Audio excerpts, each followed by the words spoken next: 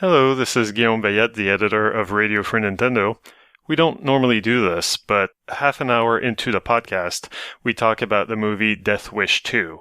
And so this is a content warning. There is mention of sexual assault, suicidal ideation, and Lawrence Fishburne, formerly going by the name Larry Fishburne. So I thought it was worth giving a warning about all of this touchy content.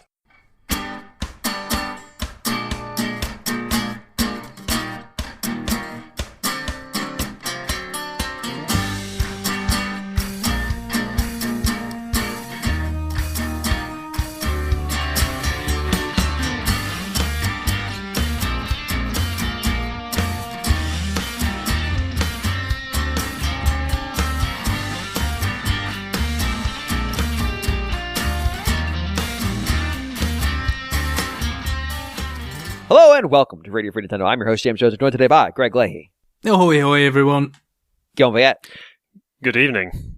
It's December 2024, and this is episode 905. You're not joined today by John Lindemann because he texted me earlier telling me that he would not be able to make it. That's it. That's my introduction. I wanted to get through it quick. You got through it quick. I thought I heard September, not December. You probably did say December, but... Just edit it in post. Just December. Good. There we go. Perfect. Even if I fucked it up, even if I did say December, it might be funnier just to put December in there how I said it. Sure. Podcast. Right now the Game Awards are happening. We stopped watching it because we're doing a podcast about video games. So Nintendo may have made a huge... They didn't. I promise you they didn't. Like, I am predicting now Nintendo does not have any major significant announcements for the show because it's not relevant to them at this particular moment in time. But, there have been some stuff that was announced. Apparently there's another RGG Studios game and another RGG Studios game because they can't be stopped. They won't be stopped. That I missed both of, so I guess I'll have to go back and see that. Also, there's a 2D action platformer starring Pac-Man. I can't explain this. It's fucking weird. It's fucking weird. If you're not in the Nintendo World Report Discord, which you should be, it is so weird. I felt the need to ping one of our common emailers just to go like, hey, you should know, there's a fucked up Pac-Man thing that's just got announced. Also, apparently a Turok game just got announced. So no, we actually are in the fucked up weird realm today. All right, that's great. We're back in 2007 or so, where I guess so. Yeah, because Fumito Ueda's game got announced. So yeah, we're back in 2007. Wow, that's great news. I mean, hopefully this time he'll learn how to make a game that plays well, but I doubt it. 3 games in, he hadn't done it yet. But it's got style. Also, that game, the trailer for that game had a face ship, and I'm not joking. Character climbed into the face of a giant robot and pressed a button and it launched off like a spaceship. We have... Man can't stop stealing from Nintendo. This time he's stealing face ships. Just unacceptable. This game is from... that game's from Epic this time, so it might make its way onto some other platforms. Yeah, a bunch of other stuff. A bunch of other stuff got announced. Many things. Things are still getting announced. We're not watching it. I don't know what those things are. Could be anything. To reuse the same joke for the third week in a row. It could even be a boat. Randy Pitchford got on stage. He was booed. That was the highlight of the show so far. Anyway, so if you have never dropped a SD drive full of pornography and been surprised when it was discovered by other people, you're not Randy Pitchford. And for that, I say congratulations. New business. I'm going to stick... Well, I can't... So the tradition normally is we bookend Nintendo content. We've only got one person that's got any kind of meaningful Nintendo content this week, so this is going to be difficult to do. Guillaume, I'm going to let you go first, and then I'll follow behind you. Okay. Well, yeah, so I've got a lot, but it can be short, bursts, like little quick mentions, because none of it is especially relevant or new. But I finally played Demon's Tilt. That kind of very stylish pinball game that came out years ago now, and I was always waiting for a deep discount because I thought that, it was a pretty high price for one table. And also, I was busy with other stuff. I don't know. So it never really got quite the deep discounts that I wanted. So I just gave up and got it at, higher price than maybe I wanted. It's a very stylish game. I gotta say, like Karen at some point was like talking on the phone, watching me play. After that, like once she hung up, she was like, "Yeah, that was really entertaining to watch." It's entertaining to play as well. There's a lot of explosions. There's a lot of screen shaking. There's some really nice sprite work, but I'm not sure how I feel about it as a pinball game. Surely, like at this point, everyone has seen the screenshots or the trailers or have played it. I mean, the game came out like 5 years ago, so it's probably worth at least describing it a little bit. Right, but it is a very, very vertical game, and the table. Does it have Tate mode? Does it have Tate mode? It might, but I didn't play it portably because my Joy-Con are shit. I need to send them back to Nintendo so that they'll fix them for free. Unfortunately, there's a Canada Post strike right now, so I've been procrastinating on that, and now I'm paying the price. So yeah, I didn't play in Tate mode. I'm playing on my TV, and I don't really like the display options. Like I think that there's some way to zoom out maybe, but I haven't really found it. But then I realized I think it's because I hadn't figured out how to actually apply the changes when I went to the options. Anyway, there's something I need to figure out. But there are like different zoom out options for when you've got the multi-ball going and when you don't. And it's really when the multi-ball is going that you really would want to zoom out, but then I can't imagine how small the balls and the table would be. They would be very, very small. And the problem as it is, like with the default, the default view, is that the game just shows you the bottom ball. Like it's like, oh, I'm going to be helpful. I'm going to help you keep all the balls in play by showing you the part where, like, there's a danger of you losing one of the balls. The problem is that, like, whatever ball is up in the upper part of the table, you don't see it all. Like, you can't see it. So you just, like, I'm just flipping the flippers wildly, hoping that I'm doing something good. But I can't actually see what's happening up there. And I feel like just about any other solution would have been better, Like maybe I don't know. Like maybe don't show me the middle of the screen. Show me the very bottom of the table and then keep... the part that can get you killed? Yeah, and then like show me the top, like maybe have like a picture-in-picture thing. I don't know. There's got to be a solution. The TV screen is very wide. Like, you maybe, like, yeah, you could have a picture-in-picture kind of thing. A split screen. What if we made a horizontal pinball table? That would mess up with everyone's head. Like, I don't know. Yeah, but, like, it doesn't have to be real. It's a virtual pinball. You don't have to worry about physics. Like, well, gravity needs to pull it back towards the player. Well, just pretend like it's tilted on its short side. Come on. Yeah, I don't know. I don't like the idea. It's revolting, James. You fucking traditionalists. So, but yeah, like other than that, like the game is okay. I figured out way too late. Maybe like the title of the game should have been a clue, but you really got to tilt the table. Like you got to use the tilting feature to really get anywhere. Like I was not doing all that great in terms of score, but then I realized that you can use the right stick. You can flick it left and right to send the ball, like to make it deviate in the direction that you want to. And you can keep doing that a lot. Like there is a kind of a visual indicator on the bottom right of the table that shows you if you're about to go overboard, to overdo it, and to, tilt out, or I can't remember what the term is. And they give you a lot of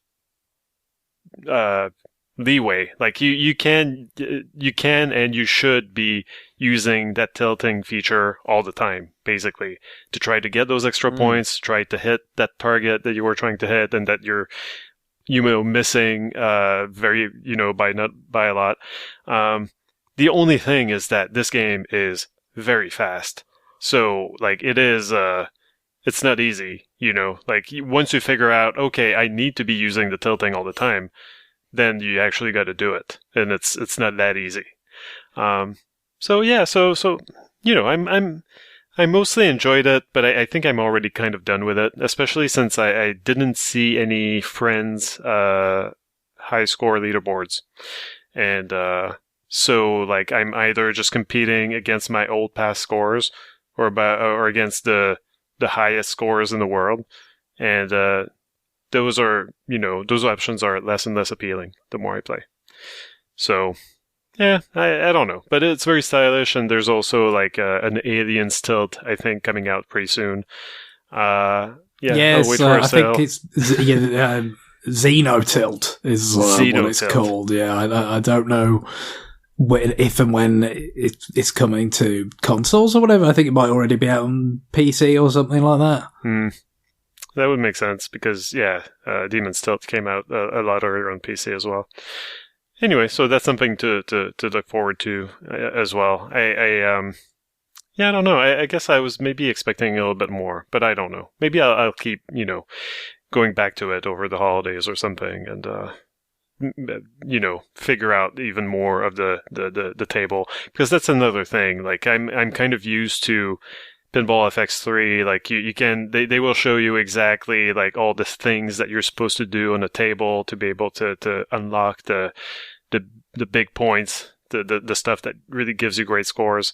And it's still something that I'm kind of figuring out in this game. And they don't teach you the table that way. Like you got to figure it out for yourself by experimenting. So I guess I'll keep doing that. So I don't know how much I want to talk about this, but I played a little bit of Legend of Mana. By a little bit, I mean like a good 5 to 8 hours.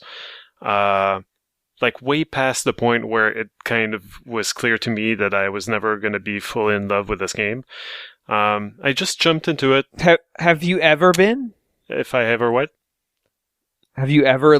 So your experience with Legend of Mana, this is your first time with it? Or No, have because I dabbled dabbled on the PlayStation 3, the PS1 Classic. And I that's what I always figured that, like, well, maybe it's just because the PlayStation 1 was not, it's kind of tough to go back to at this point, right? Because of long load times, because of the resolution, what have you, like whatever it is. Like the game design was different back then. So I figured that, like, oh, this is pretty. It's got pretty music, but I'm not really into it. Also, it's very different from what I expected. I didn't stick with it, but it was like a $5 purchase or whatever. Now this time, I will say, this time I did not jump on the purchasing this game for the remake on the Switch or the Xbox for any price. Like I kept seeing it being discounted, and I never got it. Finally, like at the same time that Trials of Mana was on Game Pass, Legend of Mana was on Game Pass. And so after I finished Trials of Mana, I was like, well, you know what? Like maybe I should check it out. Since it's free, and maybe I won't have that opportunity again, who knows when they remove these games. So I played for a long time, and I tried to find the good in it, because I did see some people online it's very pretty. It's very pretty, and some people really enjoy it. But it's really, I think, something that you had to be there, because I don't even know where to start. First of all, it's nothing like the previous Mana games. No, Seiken Densetsu. It's much more turn-based RPG kind of stuff. Yeah, kind of. It's like they injected a Mana game with Saga DNA, and then like this weird mutant popped up. Because like the game here is experimentation, and by experimentation I mean that you got to keep using different skills to unlock new skills, and then you got to keep using like certain weapons to level them up. And the game doesn't tell you this, but like there are requirements like you got to use like staves and lances and bows and arrows, like each, like all the and swords, like all the different weapons, like at least kill 20 enemies with them each, and that will unlock the most powerful sword technique in the game. And so I know this only because I saw on the Xbox, like there are communities for each game, and I don't even remember why I went to check it out, but like I saw that some people posted this kind of stuff on these communities. Like, here's a video of me using the best technique in a game, because like clearly like this was a person that had played it a lot, probably when, growing up, like they knew everything about this game. And so they were showing off like, here's what you need to do and here's the technique. And I was like I saw this after 5 hours of playing it, and I was like, wow, I'm never going to do this. I don't want to do this. I didn't know it was this kind of game. Nice. But like it's weird also because like one of the reasons why I was interested is because it says on the box or on the eShop description 2-player co-op. I'm always looking for games to play with Karen, so I thought, well, okay, it's a mana game, like it's going to be fun. We've played those before. I remember I tried, I think, to play the PlayStation 3, the version I had on PlayStation 3 with her a long time ago, and we couldn't figure out how to make the co-op work. And it turns out that, like, in this game, you get a companion to follow you, but only in very specific places in the game, and then they leave. And so, like, most of the game, the second player doesn't actually have anything to do, which is, again, like completely unlike the previous Mana games. So it's not a great co-op experience at all. The one thing that I kind of like is that the game is telling a story in little vignettes, and those are kind of cool. Like there's like Dragon Quest that does this a lot. Like you show up at a new town, there's a problem, everyone's turned to stone. You go solve the problem. You realize that things are terrible anyway. You quote unquote solve the problem, but like still everyone is, it's very tragic, and you're like, oh, great. And that's the end of that vignette, that little short story within the massive game that is, I think that's in Dragon Quest VII. I'm not sure. In here, there are like little bite-sized stories about how at some point, like, you might not even know that you're going to embark on one of these little stories. There's this dude who's just trying to romance this shopkeeper who's selling lanterns, little lamps. They call them little lamps in the game. So he's courting her. He's some sort of centaur bard. Anyway, and he's just like, oh, like he's really laying it thick, like, oh, my princess, let us abscond and, go around the world together, you and me, you'll be my princess, Fucking I'll be your prince. And she's like, yeah, but I gotta sell my little lamps. So the guy asks you, at first, like, he's trying to get you to sell all the lamps for him. You can say yes right away, but like I haggle. I guess I said no at first, and he was like, "Oh well, like help me sell half the lamps." So I, like a chump, I said yes. And so then that was kind of interesting. There were these little creatures in town that God, do I have it here? I had to write down a lexicon, like a very short dictionary of what their language was. And like they all spoke, I can't remember exactly, I wish I had it right in front of me. Like basically, like lump means yes, but dump means no. Bump means tomorrow, and like they were all like stuff like that. And what the fuck? Yeah, like it's. Is this a product of the localization, or is this from the original Japanese where they fucked around with words? Well, like it's localized. But I think that no, like that was like basically the puzzle. Like so you ask someone who tells you like, oh, do you want a primer? I love it. Like you can talk to these creatures. Here's how you do that. And so like he gives you some words. He gives you some, syntax, basically, like this is how you say like no thank you, whatever, like, or tomorrow. Anyway. And so I had to take physical notes. I had to write that down and then try to sell lamps to those little dudes by trying to reply the right thing to the stuff that they were telling me. So that was kind of cool. But again, you can see how that would not make it for a good co-op game. Because like if you're just sitting down to just beat up some action RPG enemies, like this is a different speed. But anyway, so I finished this thing so I sold the little lamps. The bard and triumphantly tells the shop lady, hey, I sold all your lamps now. We can go and just go across the continent and be happy. And like while he's saying that stuff, she's like, I just love making lamps. I love selling lamps. I love my little town. Like she's just like my little shop. Like I'm really in my own stuff here, and like this is paradise to me. And so like they're just talking over each other like that, and eventually he's just like, you know what? I don't think it's gonna work. And like right after telling her like you're the love of my life, he's just like, it's not gonna work. I'm leaving you. Goodbye. I've never done anything like this. Ladies. And so the lady is like, and this kind of, it's pretty funny. Again, I wish I had it in front of me. But she says like, well, this like you're moving on much faster than I would have thought. This is heart crushing, but I guess I live. And then nice.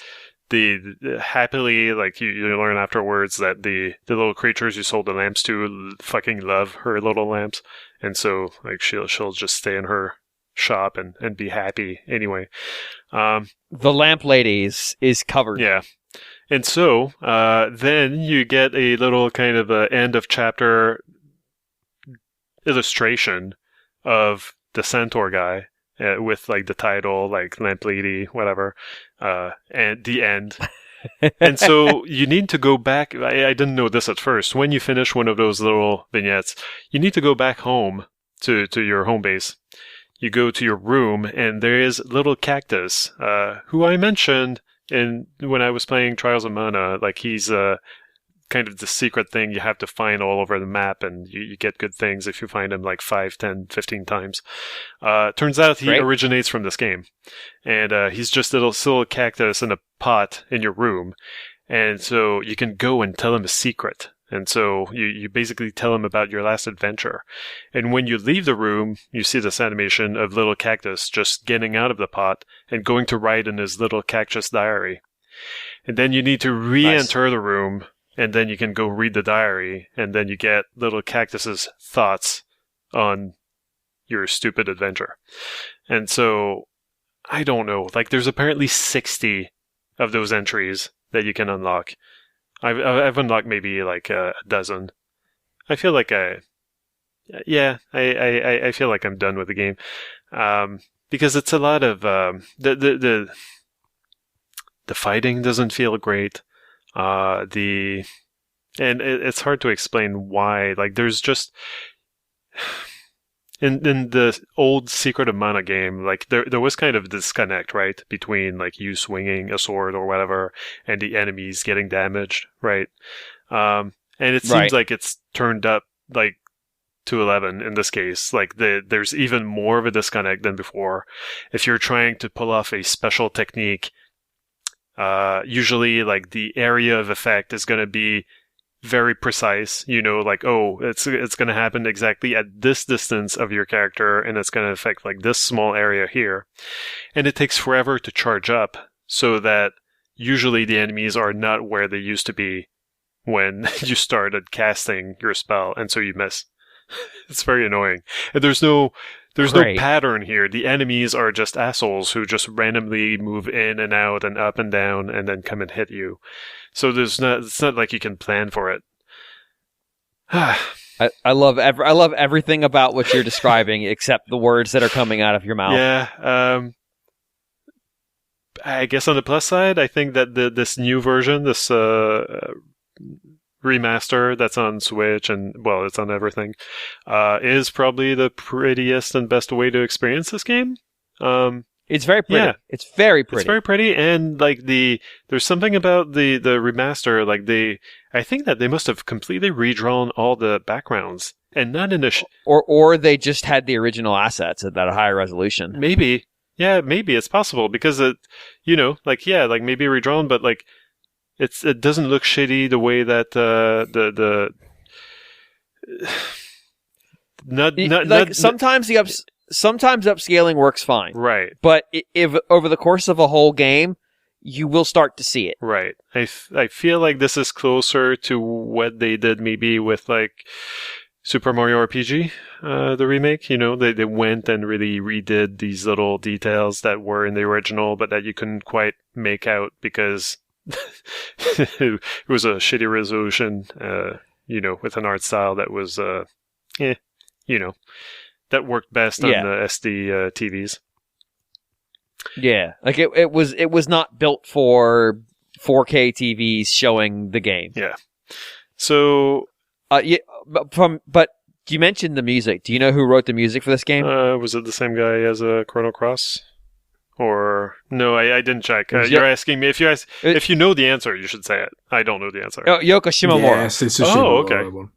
There's definitely, like, I think I mentioned it the odd time. There's some pieces in there which, having heard it after having played Xenoblade, it's like, oh, like this kind of connects up to some stuff that's in Xenoblade.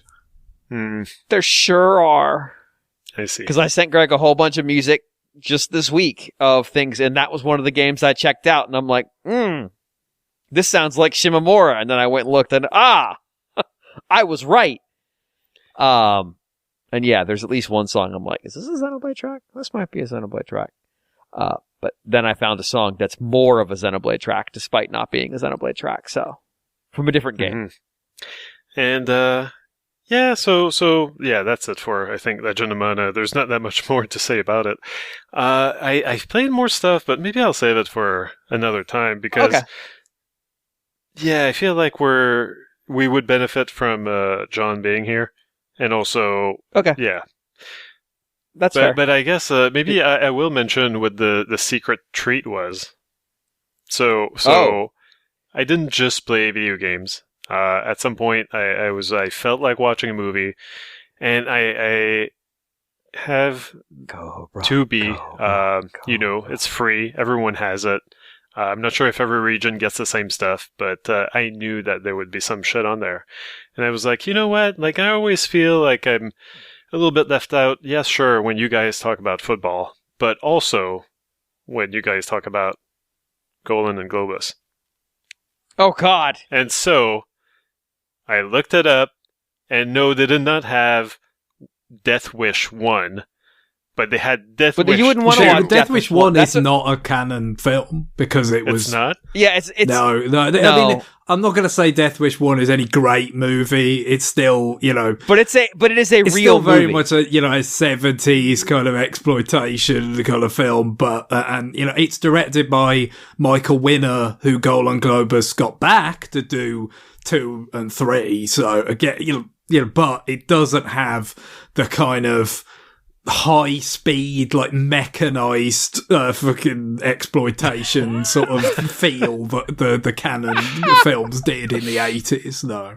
Okay. So they had 2 and maybe 3 and 5. So I started with 2. 3. And, yeah, I definitely, wow, that was a great description of what I experienced, Greg. Clearly, you know your stuff, because, god damn, Death Wish 2 just, like, starts out very quickly. He gets in trouble with this gang of punks, and, very quickly, it's very easy to guess what the story of the first movie was. Like he goes like his daughter. Death Wish game would be so good. His daughter is like an institution, basically. Like she's still traumatized and not really, doesn't really speak anymore. But she's traumatized by the events of Death Wish 1, I suppose. And so like he's just taking her for ice cream. And for buying her little glass cat trinkets. Yes, a cut glass cat. It's laying on sort of sentimentality so thick. It's like, I mean, he's begging you to say nothing can possibly go wrong. This idyllic state of affairs must surely persist through the entire running. She's so delighted by the glass cat. Well, if I want safety and a idyllic scenario, I go to Los Angeles, a place that's known for its no crime and being generally pleasant. Sure. And so immediately he gets in trouble. These punks just steal his wallet because he lightly bumped into them, and then because they've got his wallet, they just drive back home back to his home, rape his cleaning lady, his aide, his nanny, I don't know, maid, housekeeper. And with it's very graphic. And then, and very quick. I mean, graphic. They rip up her clothes, and you don't really see more than that. But yeah, it's a violent scene. Yeah, and then he shows up, and they knock him out. They take his daughter, and then she gets raped, and then she kills herself impaled on a fence. I'm not sure if it's by accident or on purpose. She jumps out of a window, and there happen to be very sharp, pointy things at the bottom. The rest of the movie is just him finding, tracking these punks, shooting up Los Angeles. Yep, and just shooting them down, gunning them down, and I don't know. I know that the U.S., in New York and Los Angeles, were more violent back then than they are now. Yeah. Crime has gone down, but so violent crime is down wildly. Yeah, so I understand that maybe the reality in those movies is maybe less exaggerated than it seems today. No, it is. It's so. Yes, crime was higher. Violent crime was higher. But it was still greatly exaggerated. Right. People, think about it. The core plot conceit of the first two Death Wish movies is that his daughter is sexually assaulted by gangs in two separate cities on two separate coasts with no connection to them whatsoever. There's no This is an 100% probabilistic exercise where the events of the first movie don't influence the events of the second movie happening. That's the level of crime they are saying is if you are statistically likely to be assaulted multiple times in your lifetime. Gangs weren't just busting down doors to go assault cleaning ladies. That really wasn't a thing. Right. The ultra violence of the Death Wish series, and trust me, so you watched 2. Did you get to any more of them?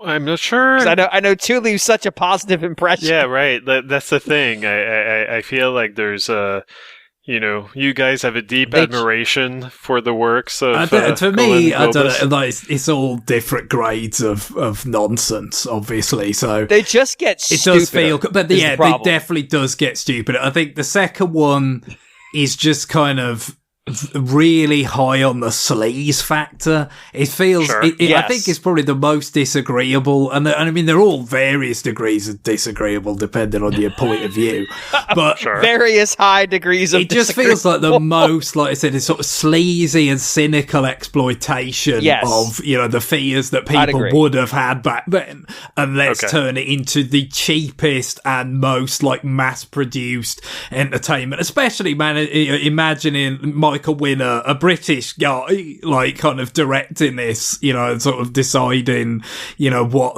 you know, how we should lay it on extra thick to, you know, kind of prey off people's anxieties about what was going on in American cities back then. You know, and obviously the producers, you know, were not from America either. They were from Israel. You know, it's just like all these people that it's like, this is not your problem, and you're just monetizing it in the sort of sleaziest, cheapest, crappiest way possible. It's and also, if you have any legitimate admiration for the first film, like, part of the point of it is, you know, there's a literal component to the title in terms of, it's not so much that he thinks he's going to clean up the streets. It's just he wants to get got. He wants one of these gangs to kill him. He's just had enough of he just wants to go out, like, you know, whittling down their numbers or fighting them. But like, he's had enough. He's done. Whereas like, you know, when you get to this, it's more like he starts treating it like a job. You know, he sets up his little base and he's got his little costume and all, you know, he's like low rent Batman all of a sudden. It's just like, it really is like a million miles away from any kind of earnest attempt to grapple with, you know, the subject matter of the first film in a legitimate way. It's pure exploitation, and for me, the third and the fourth ones are exponentially stupider, but are therefore more fun stupid as a result. Like, because it's just like, no, this is so stupid and so kind of lurid at this point that it's almost more like a cartoon than, you know, a film. It really crosses into parody, and they're not aware of it. This is an accidental parody. That's the Simpsons bit about, what was it, Death Wish 11 or something? Death Wish 9, I believe, where he's just hooked up to life support. And he really sounds like that. I didn't realize that Charles Bronson... it's actually a great impersonation. Yeah. I wish they were dead. Yeah. No, anyway. he was pretty elderly guy, you know, even, you know, in the 80s, you know, so... What's the one where he pulls out the World War II gun? 3. Is that 3 I think 3's probably, again... 3's got plenty. 3's the dopiest. 3's still got, like, some of that sleaze factor in it because Winner's still doing it. I think for the fourth one, Winner does not do it, so it's less sleazy and just even more bizarre. But, like, 3 is pretty fun just because of how mad it is. If I haven't mentioned, in the second one, a very young Larry Fishburne is in it as one of the gang members. Yeah. So it's just he's such a wonderful actor. So what I enjoy so much, and it's just like, well, you know, you had to start somewhere. That's right. We all start somewhere. Although I think in the first one, Jeff Goldblum is one of the punks in New York. Oh, sure. So again, the Death Wish just a hotbed for young talent at that time. At the time of the various productions. 3 has if the machine gun is from 3 has at least 3 of my favorite scenes from the movie, because there's the camera scene, which so is ridiculous. Oh my god, it's literally like a 80s side-scrolling belt scroller. It's like a sketch, you know, a sketch from a comedy. You know what I mean, like SNL or something. You know what I mean? Like it's not. It doesn't belong in a motion picture where like we're meant to think that like the actions that take place have consequences and keep going in a linear fashion. Like, it only makes sense as a sketch. Like, to be clear, to not to spoil it for Guillaume, he murders a man in cold blood, and people applaud. Like that's the and like the barest part where we're supposed to be okay with it is he basically set a honey trap for this guy and just shoots him. It's so stupid. It's like the most jarring. I mean, it's not quite as jarring as rocket-propelled grenade killing somebody in a door end movie, but it's up there, which is also a thing that happens. Oh, what a beautiful series. Like, honestly, I agree that 1 and 2 are almost a different series. 3 and 4 are just so fucking stupid. I I've never rewatched 1 or 2, but I've seen 3 and 4 a few times, and it's just like they do blur together though, because it's just it's just all sorts of excess and different kind of. It's just things happening. Yeah, but those are you're better off starting probably if God forbid anyone is going to repeat Guillaume's mistake. I would say start with 3 or 4 because the 2 there's if you're looking for it, in terms of the risible nature of it, there's lots of that in there. There's lots to laugh at in terms of like just the how crudely kind of exploitative it is, and just the kind of the real kind of how it's just brutish it is, really. Just like, this is what we think sells to people, so we're going to give it to them in the most like unsophisticated terms possible. But it's raw. Greg. 3 and 4 has that too, but just on a dumber, bigger scale, because it's just like, I guess that's what that's what you do with sequels, right? It's got to be, you got to push the ball further. You've already done whatever you've done in the second one, so we've got to get heavy artillery and rocket launchers. That's the only place we've got to go. So, like, my way of putting it this way is 1 and 2 still think they're movies. 3 and 4 think they're going straight to VHS. And it's if you're tuned into what 80s like straight to VHS culture was, because there were a lot of movies that just went straight to VHS. Like, it was just a thing. And did Tiny Business doing it as well? I mean, obviously we tend to think of that as being, the kind of low rent kind of sphere, and if you couldn't get a proper budget, you went straight to VHS. And obviously that's true to a fair degree, but it doesn't mean it wasn't profitable if it was done right. If you did budget it properly and you knew there was a particular audience for something, you could keep doing this. This was a sustainable business model. Oh yeah. And like those movies, like I have unfortunately seen a lot of them now. Those movies hit different, and this is like one of the kings of them. Like they're just so bad. They're just so consistently bad in ways that you're not prepared for. They have no regard for the continuity between films. Like you might get a sequel. I'm blanking on the series now, but it's a sword and spell action adventure series where like they just replaced all the actors between 1 and 2 and just made it a comedy. And it's not good. Is that Beastmaster? No, it's not. Because I've never seen the second Beastmaster, but it sounds like it's really different. It doesn't sound. The first one's like all horrible exploitation shit.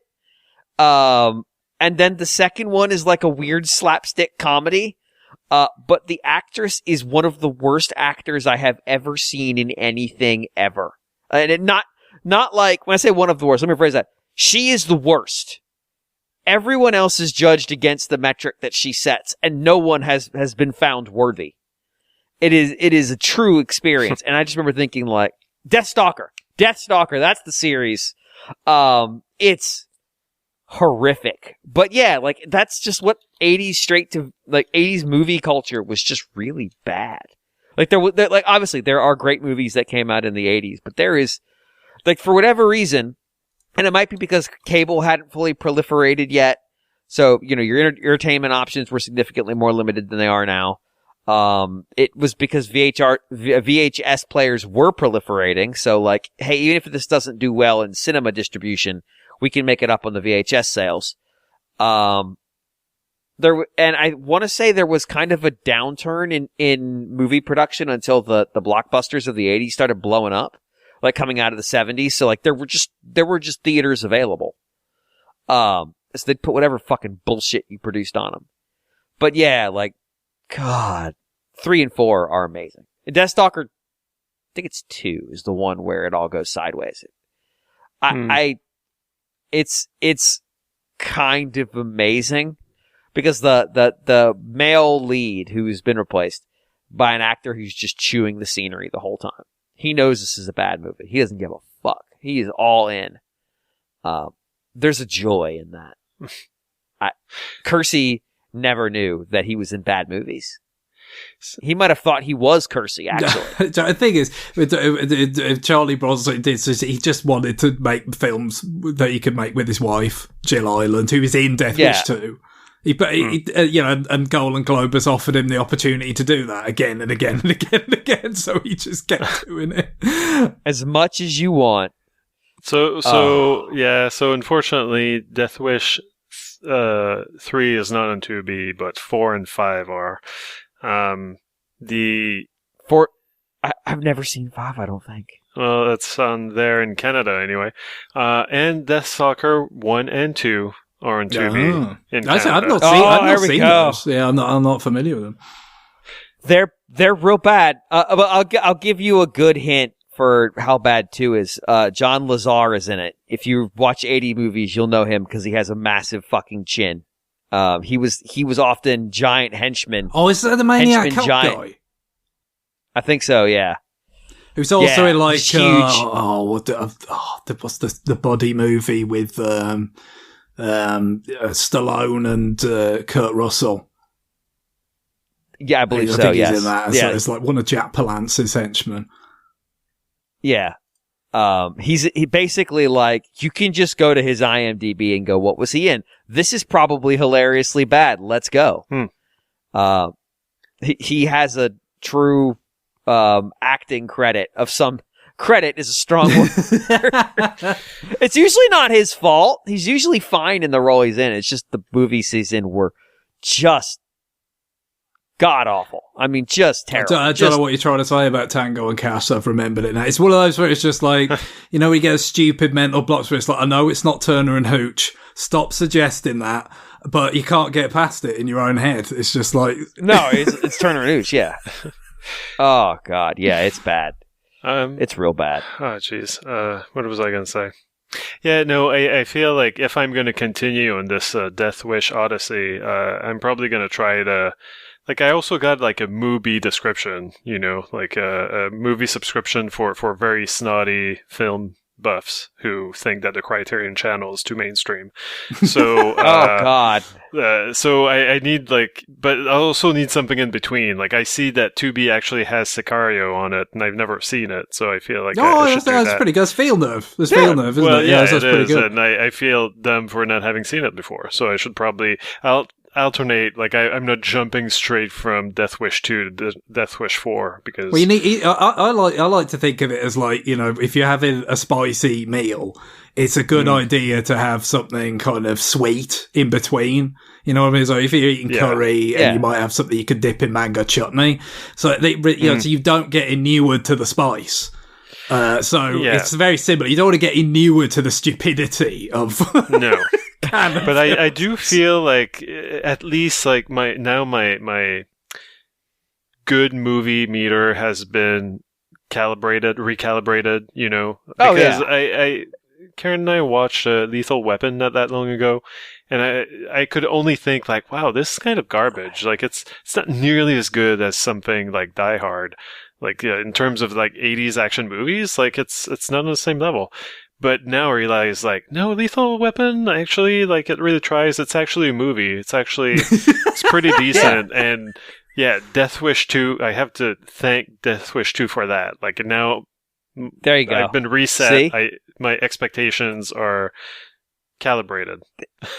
There is a real, like, so I had this conversation just the other day. Somebody was bitching at me about, like, why don't video game reviewers use the whole scale? And I explained it to him thusly.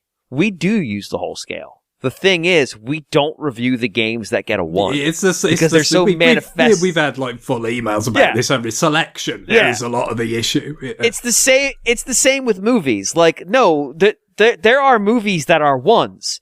You've just never seen them. And you've got to consider the enormity of everything that comes out, haven't you? Again, a lot of people are just not going to be cognizant of everything that comes out, but it does exist, and therefore you've got it sort of has some sort of place on the scale, even if it's mostly hypothetical in terms of actual media outlets are not going to spend the time and other resources to give such things full critical appraisals.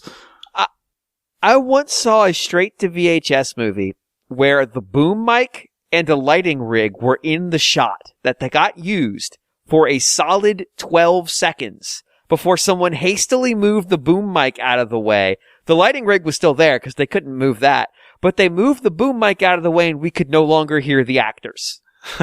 And that was the take they used. It reminds me of the Ed Wood, the Tim Burton film about Ed Wood. And it's just like with the big fella from Plan 9 or whatever. It's where he would have difficulty getting through door frames, so we'll just leave that in where he just hit the edge of the door frame. Like, I just remember standing going, "That's the fucking lighting rig. Why is the camera positioned in a way they could pick up the lighting rig?" It wasn't on because then the whole shot would have been washed out.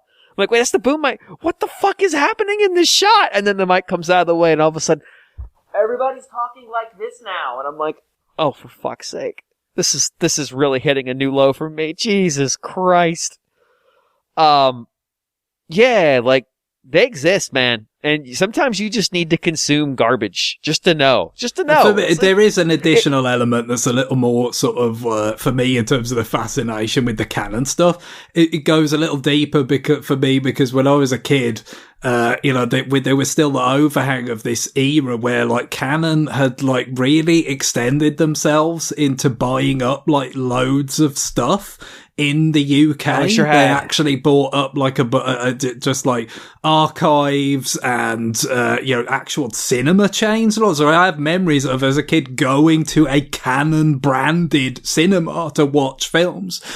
Oh my God! Obviously, I didn't really appreciate what that meant. That it was actually a company that makes films rather than just like the name of the cinema. When I was there, and of course they were in this death spiral essentially of just like, oh, we'll acquire our way out, kind of like bloody Embracer before it all went sideways, You know what helps businesses grow? Adding more debt. Just like buying up more stuff that God knows how it was going to solve their problems, but they were in this sort of phase. So for me, there is this sort of like this morbid fascination that's driven. It's just like, this was the company that owned the cinema I went to and owned all this other shit in the UK industry. And, they were churning out, Superman 4 Quest for Peace and, the Death Wish movies are missing in action movies and all this. It just, for a lot of people, I would imagine they hear some of this as just like, why?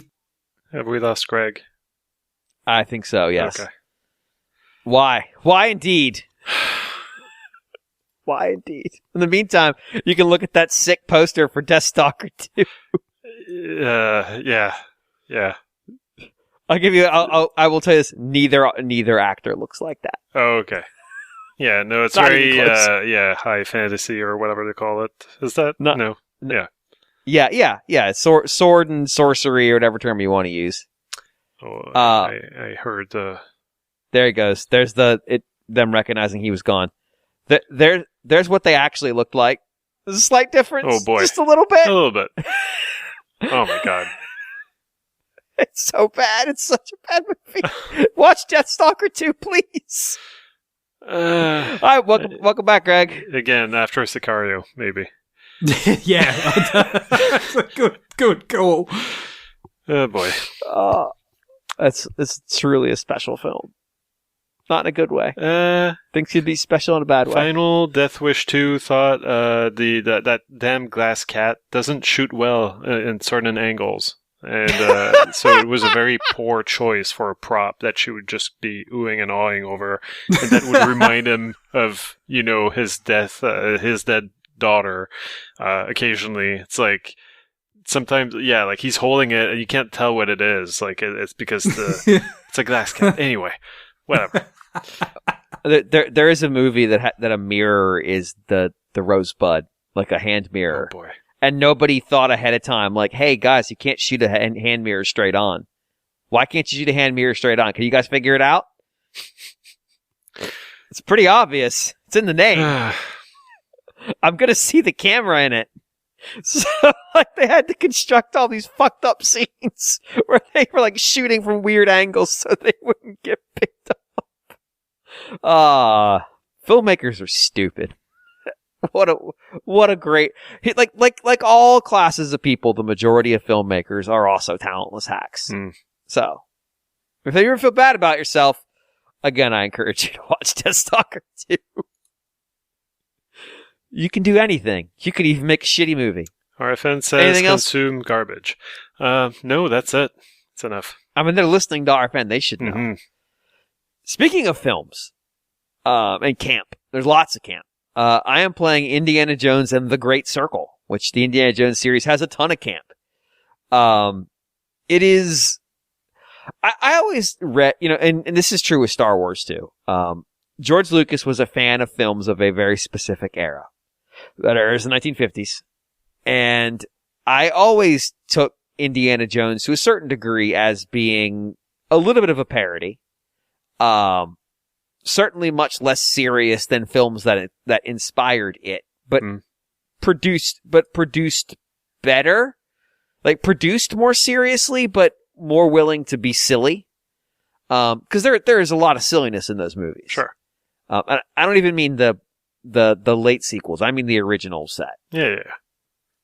They're going for the kind of high adventure action that they were watching as kids, and so they're not making fun of it, but like it's in that spirit, and it's not taking itself too seriously, and they're willing to have a laugh. And Harrison Ford being cast in that role was perfect for it, because there's always moments in those movies where you're like, he's really just taking the piss right now, isn't he? Like, he really is just like mentally somewhere else, and he's just delivering this scene, and it just kind of worked for the character. And that's fine. You know what? I give him credit. That role was perfect for him. His two roles that Lucas put him in, he was perfect for both of them. So good for him. This game is effectively one of those movies. It starts in I want to say it was an Incan temple, the scene with the giant boulder. Right. Was it Peru or? Yeah. It starts with that. And then it jump cuts to 10 years later. He's in Connecticut. He's just come back from, an expedition to Egypt. He's at his university, and they're attacked. He's attacked in the middle of the night by a giant. I'm not even joking. It's a giant. It's an actual 9-foot tall guy with everything else to scale. And he just gets the shit beat out of him because, again, another thing, they're willing to let Indy just absolutely get the piss beat out of him. He does this whole I'm gonna get you, and then he just absolutely gets shit housed. And as a consequence, the one item is stolen from the university's collection, the collection which he built almost entirely himself on expeditions. We find out that Miriam's left him, because he refused to settle down and kept going on these expeditions. And he has a piece of evidence that points to the Vatican. This is the Vatican circa, I want to say it's 1939. So, Mussolini is in charge. World War II, I think, is just about to start. So he decides he's going to go to the Vatican, as it's currently occupied by Mussolini's forces, to go find this stupid relic that they stole. And it's a cat mummy. It's a mummy of a cat. Now, he wants to go find out why, because he assumes there's some greater mystery behind it. Because, why would the Vatican come all the way to Connecticut to steal a mummy of a cat? Well, that's weird. So, at that point, you get to real gameplay and what this game is, if y'all have played it. I'm going to give it, this is not the first game like this. There have been many games like this. This is one of the ones that was the biggest success, so you'll probably know it best. If you played the more recent Hitman games, there's a lot in common here. You are trying to sneak around. You can use costumes. You can grapple your way around the stage. You can use his bullwhip to swing from place to place or climb up walls. Basically, you are in the Vatican, at least as far as I've gone so far. I've only played for about 6 hours in one sitting. And you are essentially trying to move around the Vatican in disguise because he met up with the priest, I guess, let's see, what is he, based on what he's wearing? I would guess based on what he's wearing, he's a cardinal. Indy is dressed as a priest. It doesn't go very well. And so, just like in Hitman, you're trying to not be seen, so you're using disguises to move around, but there are people who will see through your disguise. In this case, it's the officers of the Italian military. Everybody else just falls for it, and they'll greet you in Italian, and Troy Baker doing his best disinterested Harrison Ford. Peace be with you, sister. As he just goes through, and it's fucking spot on. But it's a lot of the Hitman style stuff. It's not as funny as the Hitman stuff, because Hitman was very slapstick. Which makes sense. There was a lot of like weird killing in that game, like goofy killing. I haven't killed anybody. Well, that's not entirely true. I punched a guy and knocked him out, and then when I went to go hide his body so other guards wouldn't see him, I accidentally dropped him in a lake. So I probably killed him. But I didn't mean to kill him. That was an accident. Sort of. But hey, they didn't find his body, so I don't give a shit. I have a gun. I've had a gun for, like, of the 6 hours so far, I've had a gun for, like, 4 of them. I've never even pulled the damn thing out. It wanted me to pull it out during one of the tutorials. It's like, press L to draw your gun and R to fire. And I'm like, nah, I'm going to hit this guy with this broken leg from a table. I just beat the guy down until he passed out. There's a lot of just, hey, you're in an area, you hear people talking, and you pick up a subquest, like a little side story. One of them, I wandered into a space, and I was in the Vatican post office, and they were freaked out because the letter was missing. And so then later in the Vatican post office, I found a letter lying on the ground. It was the missing letter, and like the quest was get the letter back, so I just took it to them, and quest ended. Some of them are more involved. There's an archaeologist in Rome right now working when the fascists arrive, and things have gone sideways for him since he got there. That caused the quest to pop on my thing, and I then went and ran that quest, and that had me going through areas that even as a priest in the Vatican, I am not allowed to be in, so I can't be seen. So it's a lot of stealth, it's a lot of disguise, it's a lot of like trying to climb around to avoid detection. It's a lot of puzzle solving, so like what Hitman doesn't really have is puzzles. There are a ton of puzzles in this game. Just did one around the crucifixion of Christ, because again, we're in the Vatican. And then spent like an hour underground in the catacombs. Because again, they're not going to put Indiana Jones in the Vatican and not have him spend a bunch of time in the catacombs. That's going to happen. So we're digging around in there. We're, pun not intended, we are trying to figure out why the fascists have taken over this archaeological dig in the Vatican and what it is they're looking for. And then other characters from the movie universe start popping up. And now the mystery is expanding. And that's as far as I'm in. What I'll say about this game is it feels really good. Like, the people who made this had obviously played those Hitman games. And if you've played those Hitman games and liked them, there's a lot going on here that will remind you of them. Where they differ a bit, you know, those Hitman games, you're on a mission. You are given a target to kill, and you need to go kill them. In these ones, you've got the game takes place in that space, and so you have many missions that you can kind of run around and do. You're not necessarily just trying to do one or another and then leave. Like, you're in that space. There are some other spaces you can go to, but, you know, I have 3 or 4 active quests in the Vatican still, so I'm going to knock them out before I move into the next area. Maybe. There's a ton of secrets to find. When I was in the catacombs, I found multiple routes to get to where they want you to go, and I found some areas that are completely missable. Either you had to solve a puzzle to get to them, or there was a piece of wall you could break if you had the right items. Or there was like a gap that if you saw the gap as you were walking and climbed through it, you could go to some areas that were secret. And I just straight up threw the word like secret discovered on my screen. Besides quests, there's also these mysteries that Indy is taking notes on. So when he encounters something tied to one of the mysteries, he'll add notes to it. So I think I've got 4 or 5 of those cooking right now. Yeah, like, it feels really good. It plays well. It reminds me of other games I've enjoyed in the past, like Thief, The Dark Age, or whatever it was called. Like the Hitman games. The puzzles are a little bit Resident Evil-y, a little bit Tomb Raider-y, that kind of stuff. But they've been pretty good so far. There's not a ton of them. The combat is fine, I guess. you really don't want to fight. Like, fighting is generally speaking losing. You want to avoid combat as much as you can. I have absolutely fought my way out of trouble before. But it's not something you want to do on the regular. It's a difficult situation to get through, broadly speaking. You're better off running the majority of the time. Now, what is fun is they did a nice job writing this thing like it's an Indiana Jones movie. Indy's not upset at all about his love life breaking down. Not in the slightest. Not at all. Why do you keep asking? Like, the way that he handles it is very much perfect for him.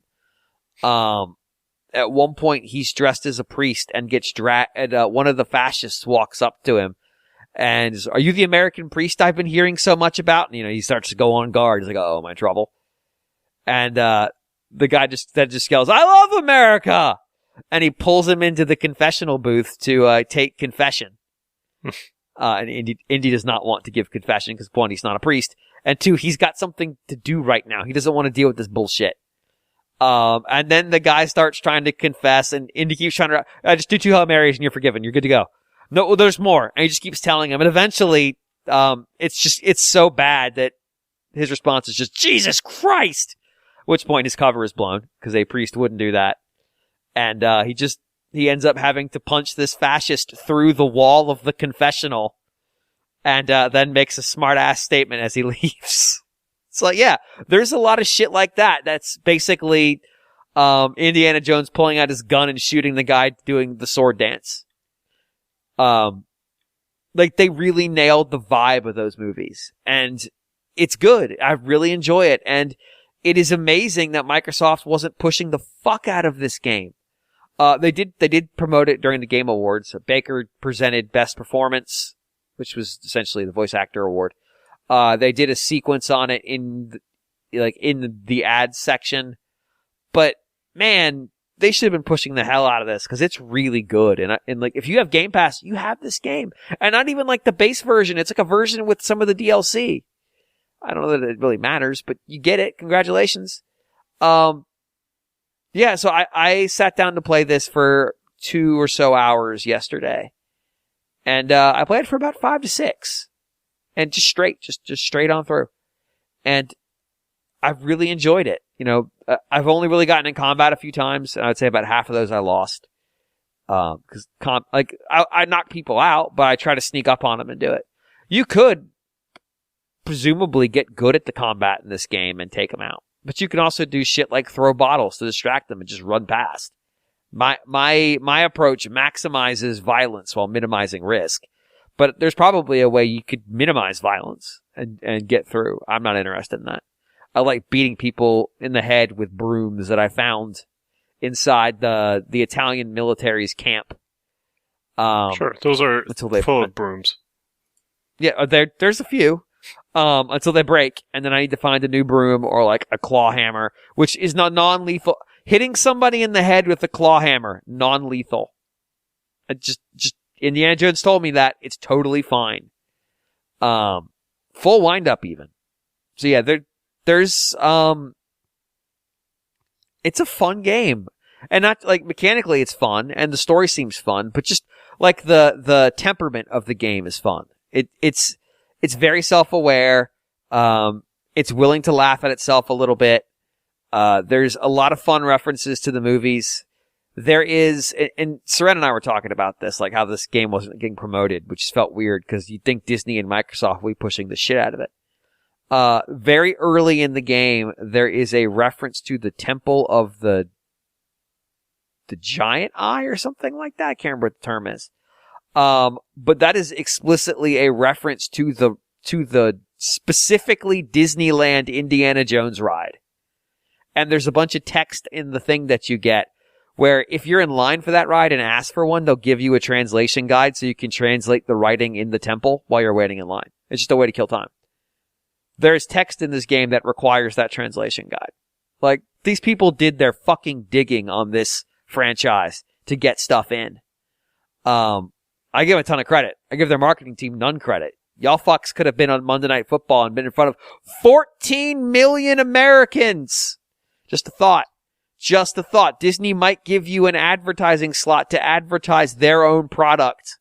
They might be willing to make that happen. Who can say? Who can say? But yeah, like, they should have been pushing this thing. They should have been pushing it alongside the freaking ride that's featured in the goddamn game. But no, they are not. But yeah, play it. If you played the Hitman games and really like them, or you played the old Tomb Raiders and like them, or I think what else you might find a reference to. So a lot of it's older references. This game is definitely worth taking, especially if you have Game Pass. If you have Game Pass and you have nothing, I'm not a huge fan of the Indiana Jones series, but I'm enjoying it anyway. Like, if you have any of these, even just a little bit, and you have Game Pass, do it. Like, mechanically, it's a fun game, even if you have no love for the franchise. So yeah, like I said, if you have Game Pass, just fucking do it, man. Just do it. First hour's a little slow, but then it picks up real fast. It's funny because I would be the target audience for this because there used to be a time when I would have said like, oh yeah, sure, like Raiders is my favorite movie. At this point, not really. I feel like I've moved past that phase, but they were good movies. I just the whole first person thing was a turn off. Now I'm hearing it's more like some people are saying like, oh, it's like a what do you call them? Like you make the Hitman reference, but the what's the that genre that means nothing when you say it's an immersive sim, right? And I hate that phrase, and I hate that genre. It's always about picking up coins in the trash, and like it's always like, I don't know. I do steal money from Italian soldiers on the regular, but. And yeah, and usually like those games are very much like, I always feel like they'd be 1,000 times better if I were playing with a mouse and keyboard, and I don't have a computer to do that with this game. But like usually, like it's pretty good about like the interactable items having big target areas. Does that make sense? Yeah, I already downloaded it. It's just that I'm stuck trying to finish games that I've started. No, that's fair. Yeah, like you're right. Like a lot of those games feel like you have to really hunt and peck for items. Everything that you can interact with has a big, bold, white highlight around it.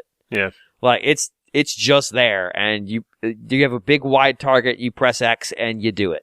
Yeah, I'm probably going to enjoy it when I start it. It's just like, the hype was not there at first, and yeah, people are saying it's good, but then like, well, I've already started an inscription. Yeah, no, I get that. Yeah. It is a weird thing where people got to demo it a few months ago and came back going like, yo, this game's really good. Really good. And most publishers would, like, when all that comes out, would go like, oh, we need to up our marketing campaign for this thing. We need to really make sure we're pushing it because we have a winner on our hands. Not Microsoft. Microsoft just kept on trucking. And like, I didn't even realize this game was coming out until it was Seren coming to me to complain about the lack of marketing. and I was aware of this game. I was like, I'm going to try that when it comes out. But this is a Microsoft game. It is coming to PS5 next year, but it is out on PC and Microsoft or Xbox right now. Which I have a question for the audience. And I would ask John, but he's not here. If my PC is an Xbox, which it is, like Microsoft's told us that, is the game for PC or Xbox, or is the game for Xbox and Xbox? I will say, on the subject of Microsoft's marketing and that campaign specifically, I was watching a Digital Foundry video on the YouTube app on Switch when an advert appeared proclaiming that I was watching this video on an Xbox, which nice. I can only channel my best Mitt Romney and say, nice try. Because that's one of the few devices, I'm guessing, that you'd have like a YouTube app for that is not true. The Switch. So. Maybe they just let an E3 announcement go, or a Summer Games by accident. They just leaked their Switch is now an Xbox. Oh boy, yeah. No, definitely give this game a look. Like I said, if you have Game Pass, just fucking do it. Just fucking do it. I'm having a lot of fun. The mystery is nuts. I will say, confirmed, I did encounter a giant. And confirmed, he was from the Vatican. So, like, we're dealing with the Vatican has secret giants. We are rapidly approaching latent territory. I mean, like, this is some next level bullshit. Like, I do appreciate as somebody who grew up in the Catholic Church, like, why the Vatican is often a target for these kinds of stories, because not a lot of places have 2,000, institutions are 2,000 years old.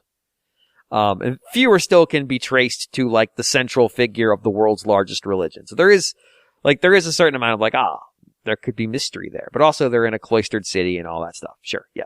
Great. Totally makes sense. I do, like, there's a depiction of the Sistine Chapel, which is fucking stunning. That's cool. I do take issue with the fact that the Vatican archives are, like, 12 shelves with some nuns walking around. It's like, guys, I'm just going to let you in on a hint. The Vatican Archives is like the biggest library in the world. What are you doing? Why is it just like one guy's office and some bookshelves? There's a weird sense of like, we're going to do a really good job trying to make this area feel authentic. And then that, where I'm like, no, Indy shouldn't be able to check the whole Vatican Archives in 5 minutes. It should take him, it takes the Vatican decades. He shouldn't be able to do it quick. Come on, let's get this together. The other thing is, it does a really good job telling you where stuff is you need. You pull out your map, because again, immersive sim.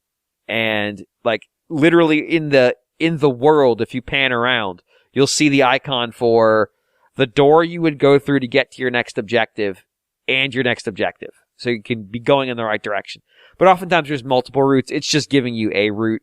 I once had it tell me the route was right through the middle of a guard checkpoint where I wasn't allowed to be even as a priest. And I'm like, This is Google Navigator telling me to drive through the lake. That's what this is. That's what I am dealing with right now, and I'm not going to do that. You cannot make me. So yeah, like there is a lot of just wandering around trying to find the best route, but it's really fun. Give it a go. Especially like if you're a fan of any of the things I mentioned, give it a go. If you're a fan of Horse Show Pony, give it a go. Why? I don't know. Just feel like dropping a horse reference. It's been a while. If you like bullwhips. There's a lot of bullwhip. There's a dedicated button for the whip. Sometimes it makes attack dogs get scared and run away. You can knock people's weapons out of their hands with the whip. Is that fun? Yeah, it's pretty fun. Still haven't shot anybody yet. I have taken a club and then beaten somebody with it. And yeah, there's a lot of like find keys and stuff, but oftentimes finding keys just unlocks alternate routes. Many times there is another route to get to where you want to go. So yeah, it's fun. Go play it. Greg, you got any new business for us? Yeah, not really.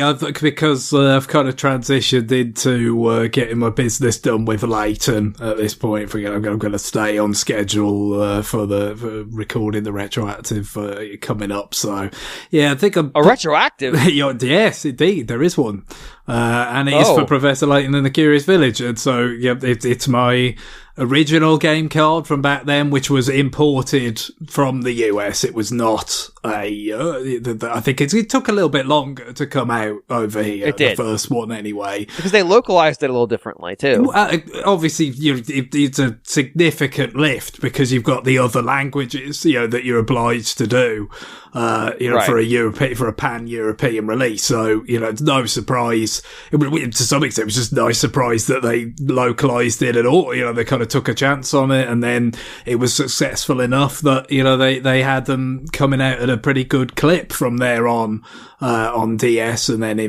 moving on to 3DS and stuff. But yeah, I had my original card out, and still got my completed save from back then. So just kind of guesswork based on how many puzzles I've solved and stuff. Seems like I'm probably somewhere around, maybe just short of halfway through. So yeah, everything's going pretty well with that, and should be on course to be able to, see the end of the game and talk about it in full when we record. I mean, the only other thing I'll say is with the Game Awards, that there's one announcement that's taken place to this point that's caught my eye, is a new pixel art side-scrolling Ninja Gaiden. I missed that. From the Game Kitchen developers of Blasphemous, which I've not played myself, but I know it's got a pretty good reputation. And you gotta love the title as well, Ninja Gaiden Ragebound. Wow. Wow. I do like that. That's it's cheesy. Does that mean that they're heading towards rage, or that they're kind of constrained by rage? I guess we're going to find out. Right. Yes. Oh, whoa! They announced Kamiya announced an Okami sequel. Maybe it's a new move. It's the Rage Bounds. No, forget it. It's just called. There is a new studio at Capcom called Clovers, plural. Oh, wow. That's no, it is just Clover. Okay, yes. So Kamiya is there.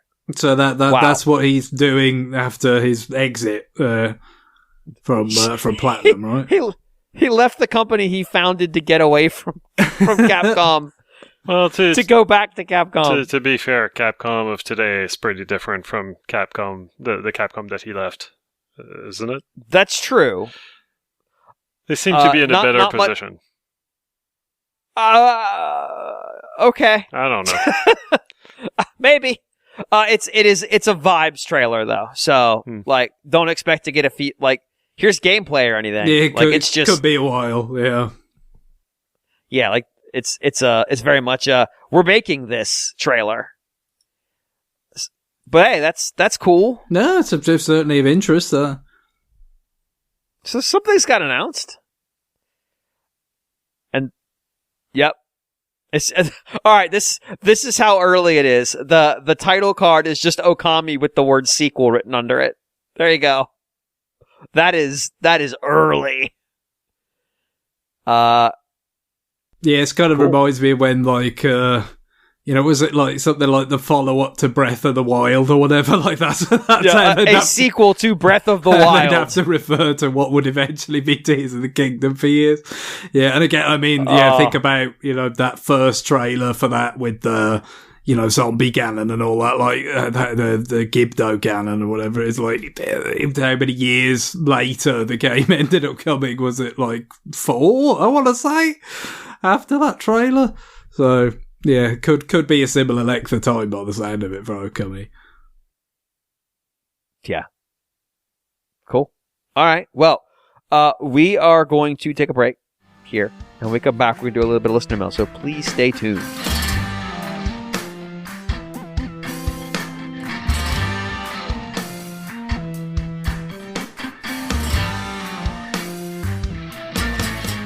We are here now with you. In your ears to tell you about Listener Mail.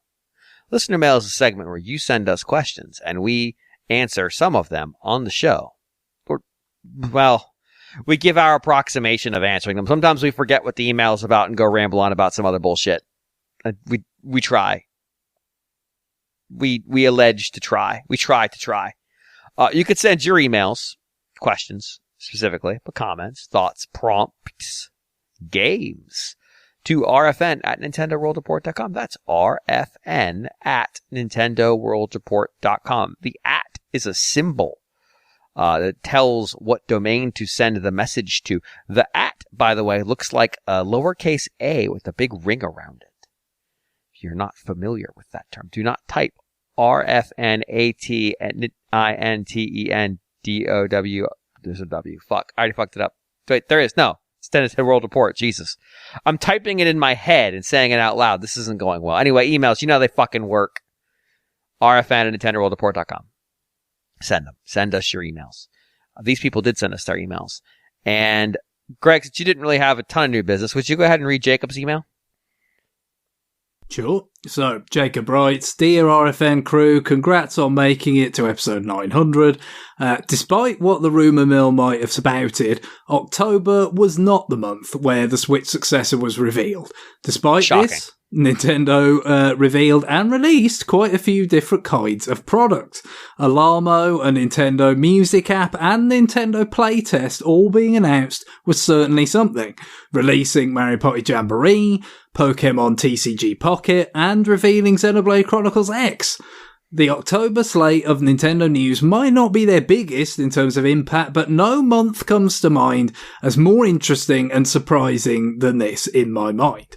Having followed Nintendo closely for quite some time, what are some months or periods of Nintendo news that stick out to you? For simply being interesting to follow or anything else worth highlighting? So basically, like any time we've been really... That's been interesting in terms of news. I don't know. Like in the past, right? Like not in general, but like specific instances. Yeah, like specific windows of the news being very wild. I mean, a good example is when they announced they were going to partner with DNA to do mobile games. Yeah, I mean that's the thing. There's a certain amount of overlap, but obviously it's like really different. But that little bit of overlap where it's like you're in that period after, the Wii U, it's clear that it's never going to happen for it. Right. And, they're having to acknowledge that, and they're having to kind of, put out some fires, with the investors and sort of reassure them that, like, it's going to be okay. We're going to do mobile. We're going to do theme parks. We're going to do movies. Like all the kind of diversification stuff and where that goes. And then, of course, what's the next, dedicated console going to be like and all this stuff. So, I mean, that was, a very, kind of fraught kind of time, sort of a higher stakes kind of feel to it than what we've got now. But I guess the commonality was just this feeling of like, you kind of, what had been, in the case of Wii U, for a very brief period, unlike the protracted, sort of success of the Switch. But, what was your lead platform is kind of run its race. And we're all wondering what comes next. So you've got some of that kind of similarity there. And we're kind of just like waiting to see what comes next. And in the meantime, you've got these sorts of things that are, maybe a little bit quirky or different in themselves. And then there's also that added element of like, what does this mean for the broader picture of like what strategy they're going to employ going forward? So I think that's kind of like even though again, some really big differences, it's kind of like the most obvious analog. Yeah. I mean, beyond that, it's also like, it was almost existential. Like there was a sincere position that we talked about in The Day the Music Died, where it's like, this could be the end.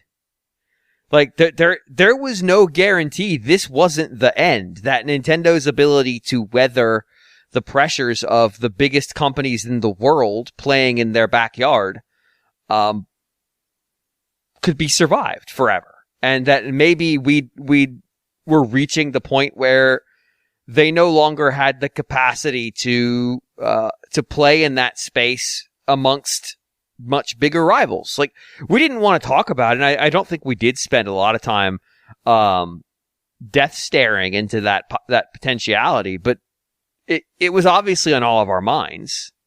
Like, is this loss on the Wii U so tragic, so significant, so bruising that it is long-term detrimental to the company's ability to continue to operate the way that it does? Now, I'm not saying long-term ability to continue to operate, period. It's long-term fiscal health. We knew that its fiscal health was at least sound enough that they could continue. Oh, well, one thing we know about them is that, all those kind of extraordinary periods of profits that they had enjoyed, not so long ago in the grand scheme of things, they did not kind of take that and, reinvest into like highly illiquid, acquisitions that they couldn't get out of. They continued to, even then in a leaner period, sit on these big reserves that could theoretically see them through some rainy days, frankly, quite a lot more rainy days than they actually went through.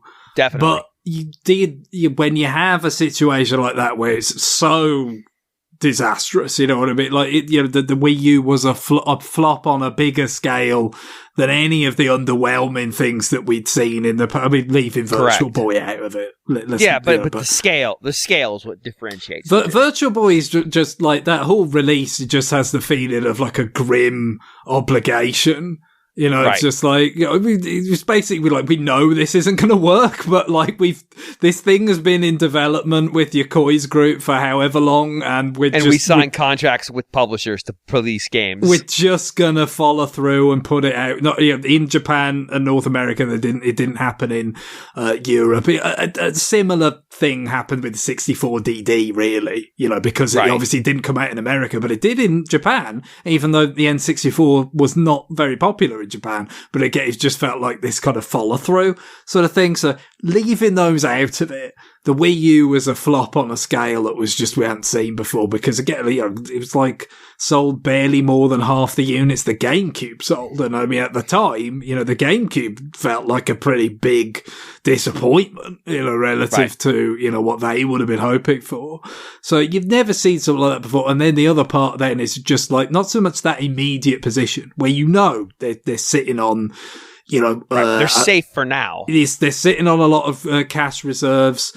We know that they've got a lot of kind of mind share and kind of goodwill in the bank of a lot of customers, that had played Nintendo stuff decades earlier, but also very recently. So it's just like they're not going to be drifting into complete irrelevance or anonymous, sort of territory anytime soon. But it opens up a plausible pathway where it's like, if you keep stacking disappointments, you are all of a sudden there is a pathway opening up out of the business they've been in. So, that had to be factored in. But what it did, of course, mean is that you just get them doing stuff they don't normally do. And that's what makes it interesting, is the fact that it's like, okay, let's talk about stuff way ahead of time, which again, normally you don't get that. There are exceptions with the, let's just show a digit, a number 4, so many years before anything will materialise for Metroid Prime 4 and this, that and the other. But generally speaking, they want to keep things under wraps until they've actually got something very concrete to show. And then in this case, it's like, well, no, we've got to reassure the investors. So we're going to talk about the mobile games way before the results, would materialise. And in fact, it did seem like they materialised quite a bit slower than they'd originally kind of indicated and, kind of suggested as well. So, you had that component of it, like, what are they going to talk about? The quality of life stuff, which kind of ties back into, the Alamo being part of this recent period that Jacob's talking about, just the willingness, the sort of relative candor of just, oh yeah, we're thinking about loads of stuff. You know what I mean? Like these things are always true, I'm sure, with Nintendo. They're always, floating some idea, doing some R&D on something. And for the vast, vast, vast majority of the time, nothing will be said until you get to the point of like, okay, this is a marketable product and we're going to start, the journey to, selling it to the public. But in this period that we're talking about, in the sort of, what it would have been like 2014, to 16 kind of thing. But, obviously by the time you get to 16, the Switch starts to come into focus.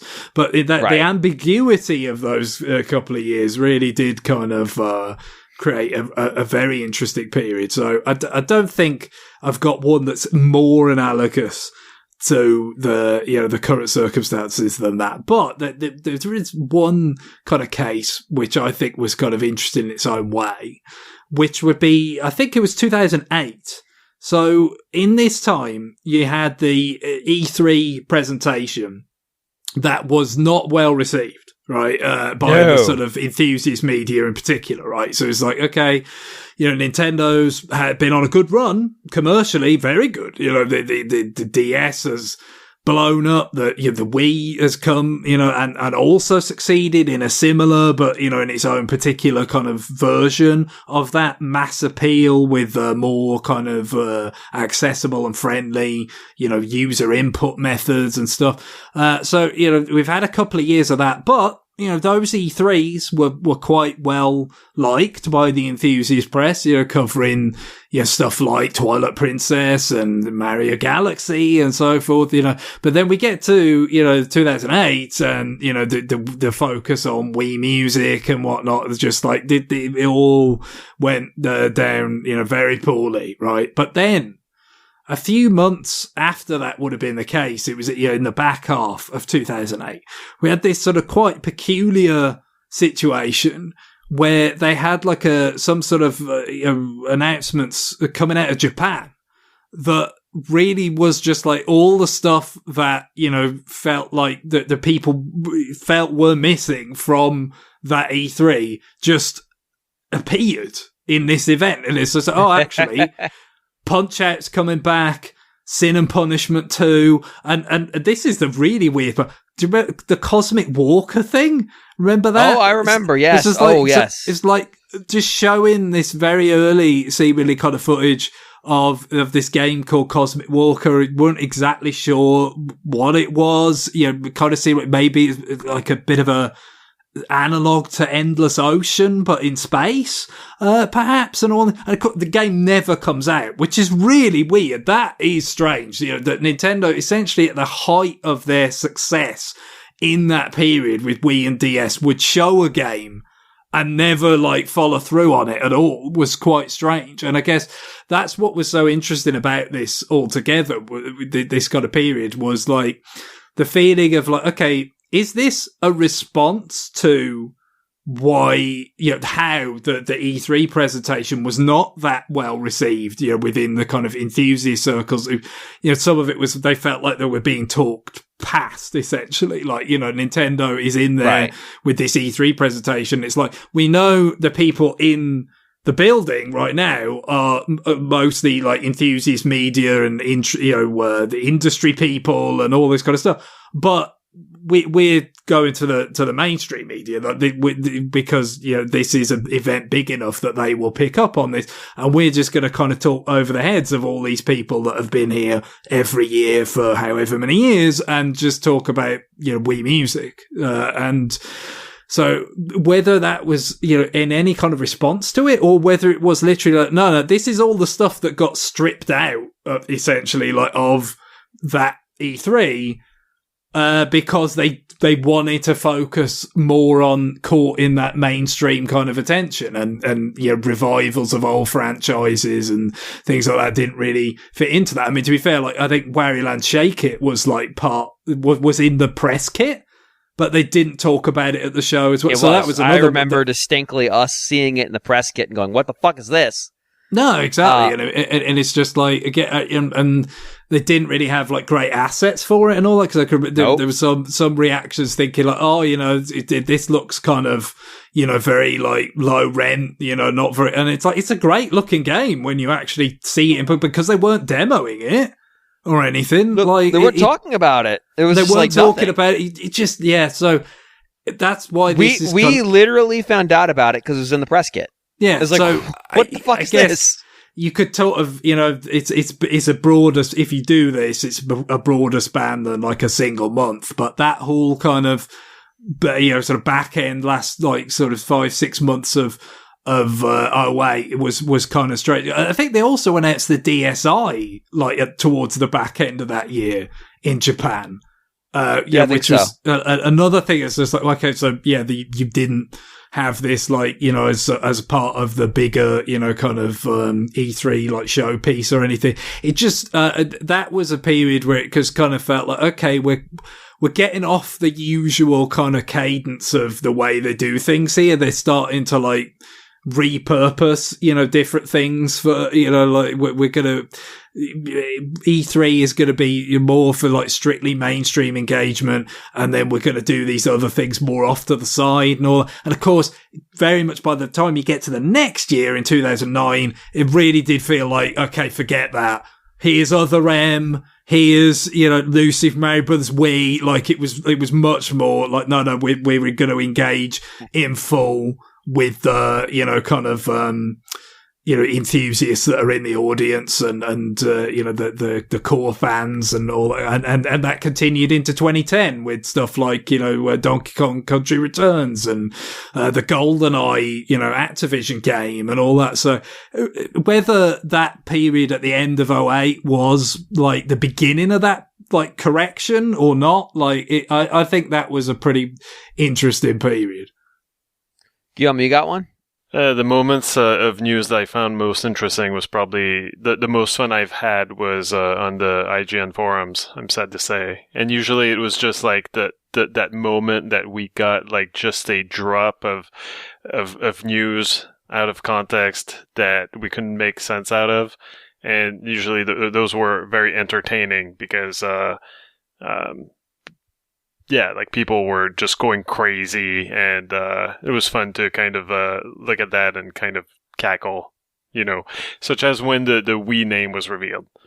That was a good one. People didn't love that. I found that very funny. I was just I had midterm exams that day, I want to say. Or maybe it was final exams. I just remember I was in the engineering building and we had just finished up one round of exams, and people who had morning exams hadn't seen the announcement, but I had seen it because I saw it before I left for exams, and they were looking at it on their laptops going, what the fuck? I just remember this whole conversation and me thinking it was the funniest shit in the world because I had 2 hours to process it already.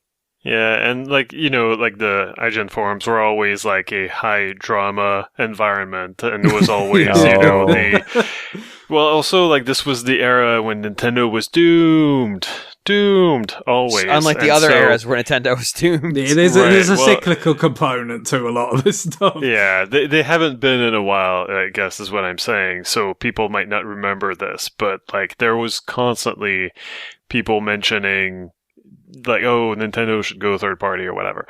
Anyway, right. So any kind of little news that sounded dumb would send people in a spiral. Like, oh no, that's it. It's called the Wii. Like, we're gonna be made fun of again. Like, with a purple lunchbox wasn't enough. Now, like, anyway.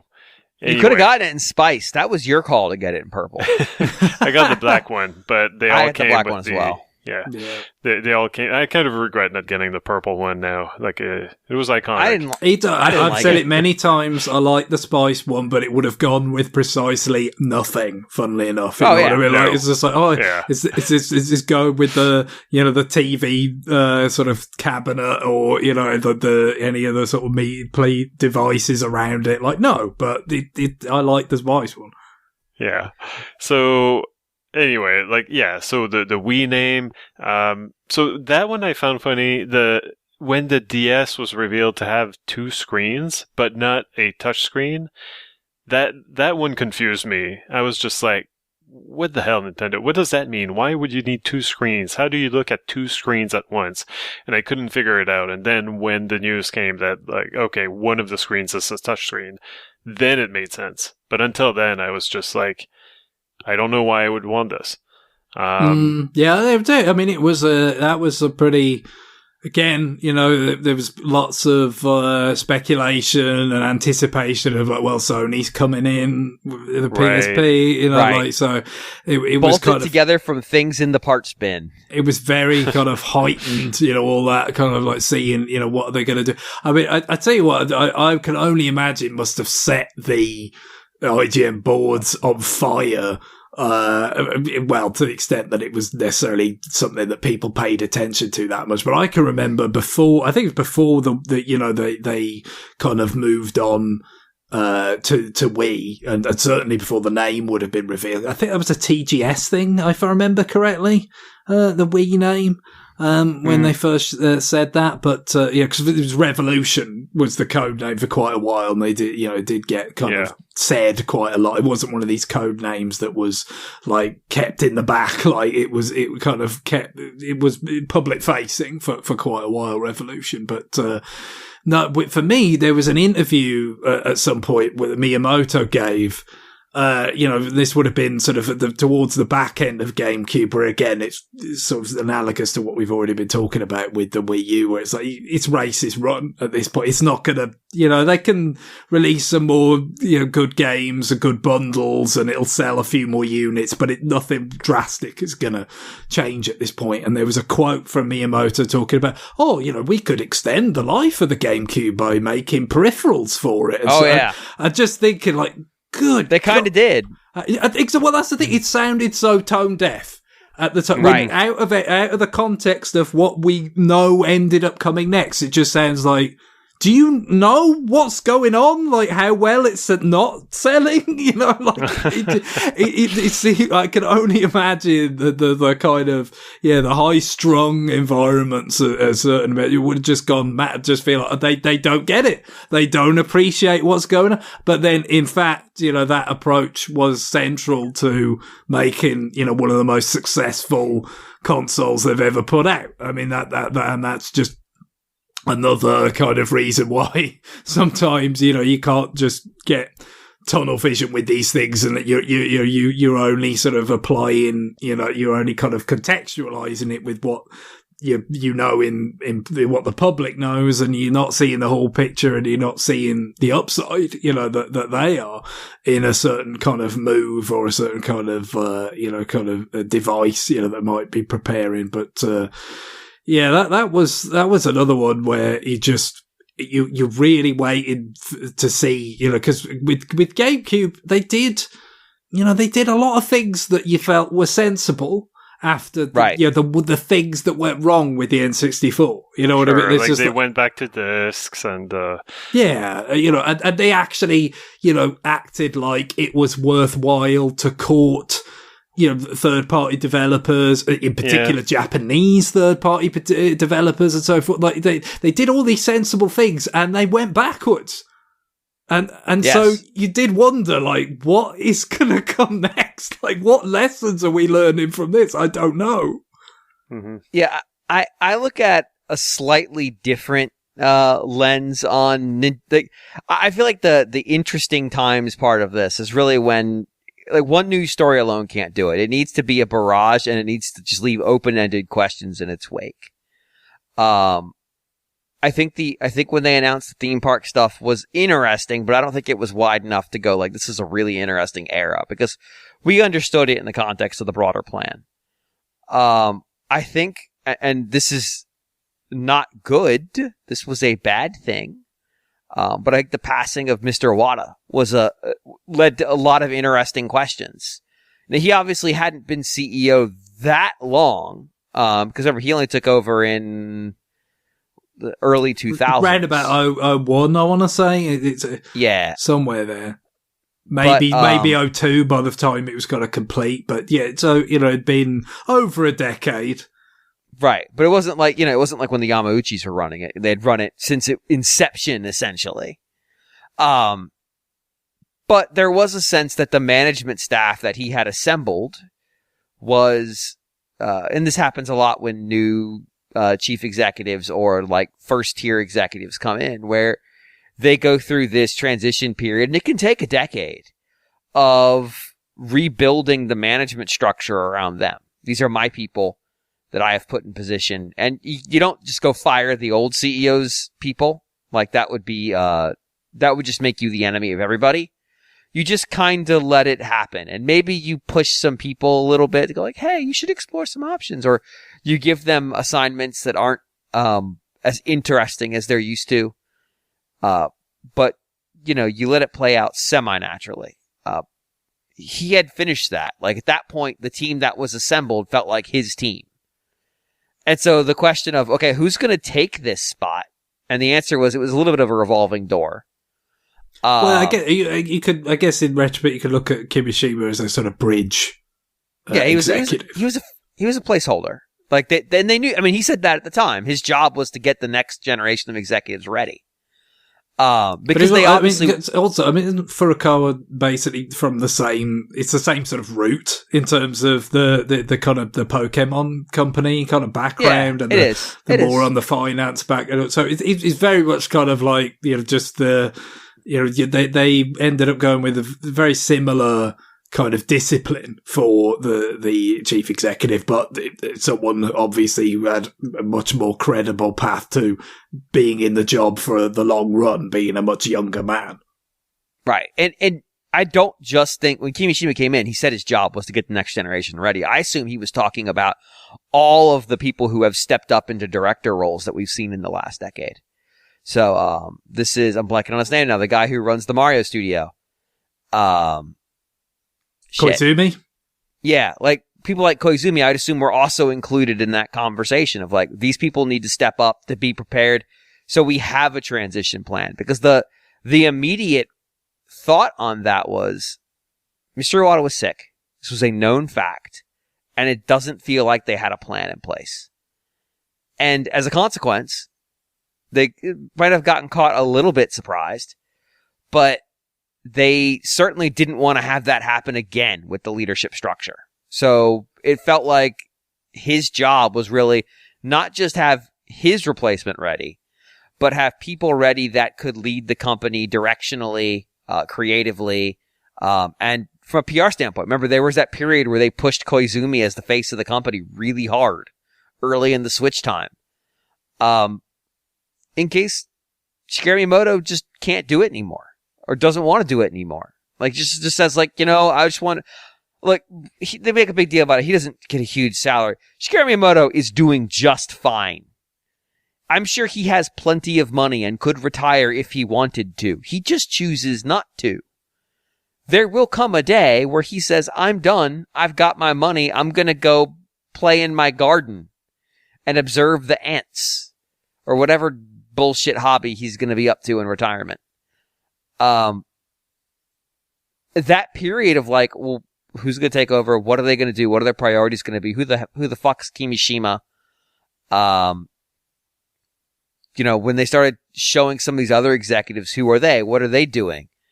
Why are these people that we know stepping back? And the answer is actually pretty obvious. They recognized their own mortality, and that may have been the kick in the butt they needed to start bringing people along to be the next generation. But at the time, it felt really kind of shaky, because they were also, we talked about it, this was in that dark period. Oh yeah, no, exactly. It's right, it's back bang in the middle of this. You don't know where they're going next, or other than they're having a talk about all these many things that they want to try, and how many of them are going to be successful, and how much are they going to focus on these things? I mean, it really felt like a much more uncertain time. And that's the thing. Because of that, the gravity of it, is very different from, what you're talking about now. It's right. Kind of, it is, there's a curiosity element to a period like this, what we've had now, where again, you see what they're doing with things like NSO and, something physical like the alarm clock, and just wondering, is it indicative of something, a direction that they might be going in the next generation, or, just something they want to pursue in the future? Or is it just something that's kind of like, hey, we're having a relatively quiet kind of fiscal year, so this is the time to, roll out this, that, or the other. I mean, there's a little bit, again, it's different, but there's a little bit of an analogy, I guess, between, doing something like Alarmo now and when they were doing the classic mini consoles, which was something that they did in that, like, kind of, interregnum when the Wii U was dead, but the Switch was, it's got to be a couple of years away. It's a revenue play. Like, it isn't necessarily about like any kind of long-term viability of this product line. It's really just about, we have something we can put on shelves and make money so we can report revenue. Yeah, just prop up something and, but get a bit close. If you're looking at your forecast and thinking, which, I mean, they've revised down somewhat, in certain areas. A little bit, yeah. For this particular fiscal year. But, if you look at it thinking, you want to try and shore that up, or, help that the forecast don't end up being more wide of the mark. Well, we've got some things. That's the thing. I mean, you kind of always feel like they do have these things ready, somewhat ready to go. You know what I mean? These sort of products that they've done R&D on, that they've toyed with the concept for a while, and then if the moment kind of calls for them, they can kind of go there, but they're not necessarily compelled to go there either. And again, like you said, there's even an element of that with the DS. As we said, it's just like, it's something presumably, these concepts that they may well have been toying with in any scenario. But when you get this imminent threat of Sony, coming into the portable space, it's like, okay, fast track this. We must have something, that we can actually get to market and try and sort of cut them off at the pass. And it was remarkably successful considering everything about it was so hasty. I could give you an even earlier example, which is Amiibo for Smash Bros. For Wii U. Which is what they came with. By the time Smash for Wii U comes out, we already know what the Wii U's fate is. Yeah. I'm not suggesting they built Amiibo to accommodate that fate, because that would have taken a lot of time and planning. I am suggesting it became a bigger priority for them at some point during the final planning stages of Smash for Wii U, and it became a thing they pushed hard because, again, they can only sell you Smash for Wii U one time. They can also sell you Smash for 3DS one time, and the fucking 3DS controller app one time. And they could sell you the DLC, but after that, what do they got to sell you? Well, it didn't have any DLC at launch, so in that case, nothing. What they can sell you is Amiibo. That doesn't just help their bottom line, it helps their relationship with retailers. It gives them word of mouth. You didn't have to own a Wii U to buy an Amiibo.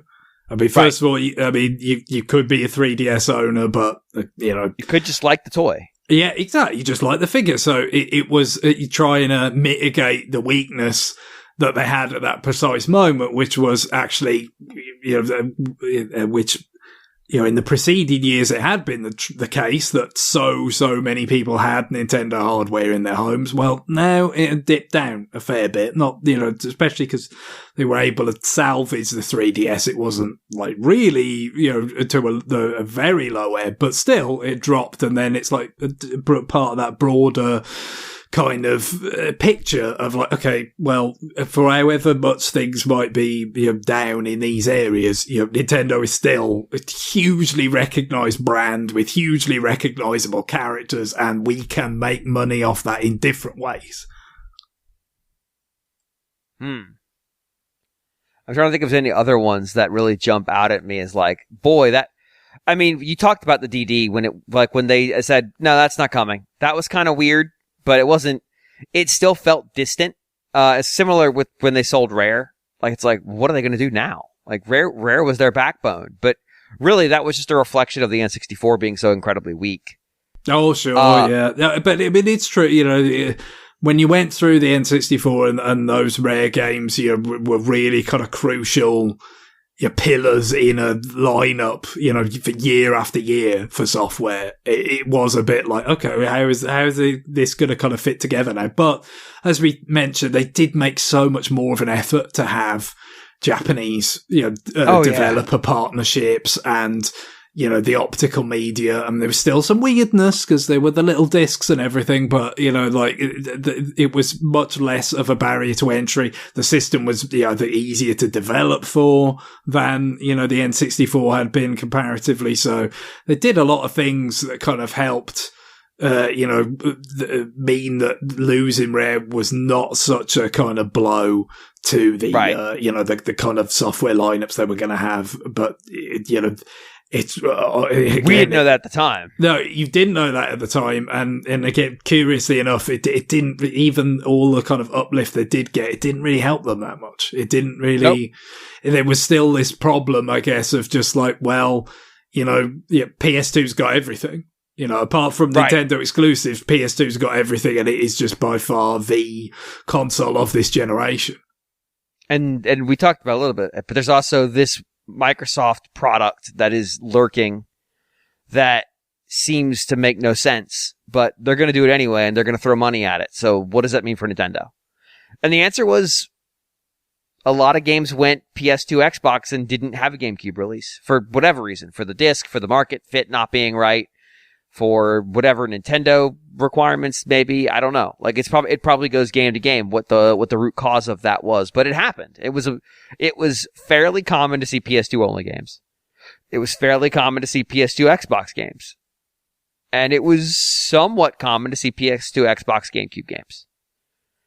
But like, yeah, it was a weird time and space for Nintendo stuff. And again, like there's a cadence, and it tends to happen at the end of generations. That one was weird. It happened at the start, where we have a period of unknowns, and depending on how much noise Nintendo makes during that period, it can either create more uncertainty or less. Iwata talking about unifying development platforms and refusing to elaborate really created some like, what the fuck is he talking about for the next system stuff? Now, we eventually found out it was a system that could play both handheld and docked mode. We didn't know that at the time. Like, it could have been anything. Again, it could have even been a boat. But it could have been, it could have been something like, there are multiple platforms, but there's I think at one point we talked about on this show, there could be multiple SKUs, a portable device and a homebound device, jeez. And that they would just be able to play the same software. But the reality of the situation is, no, it's the same goddamn device.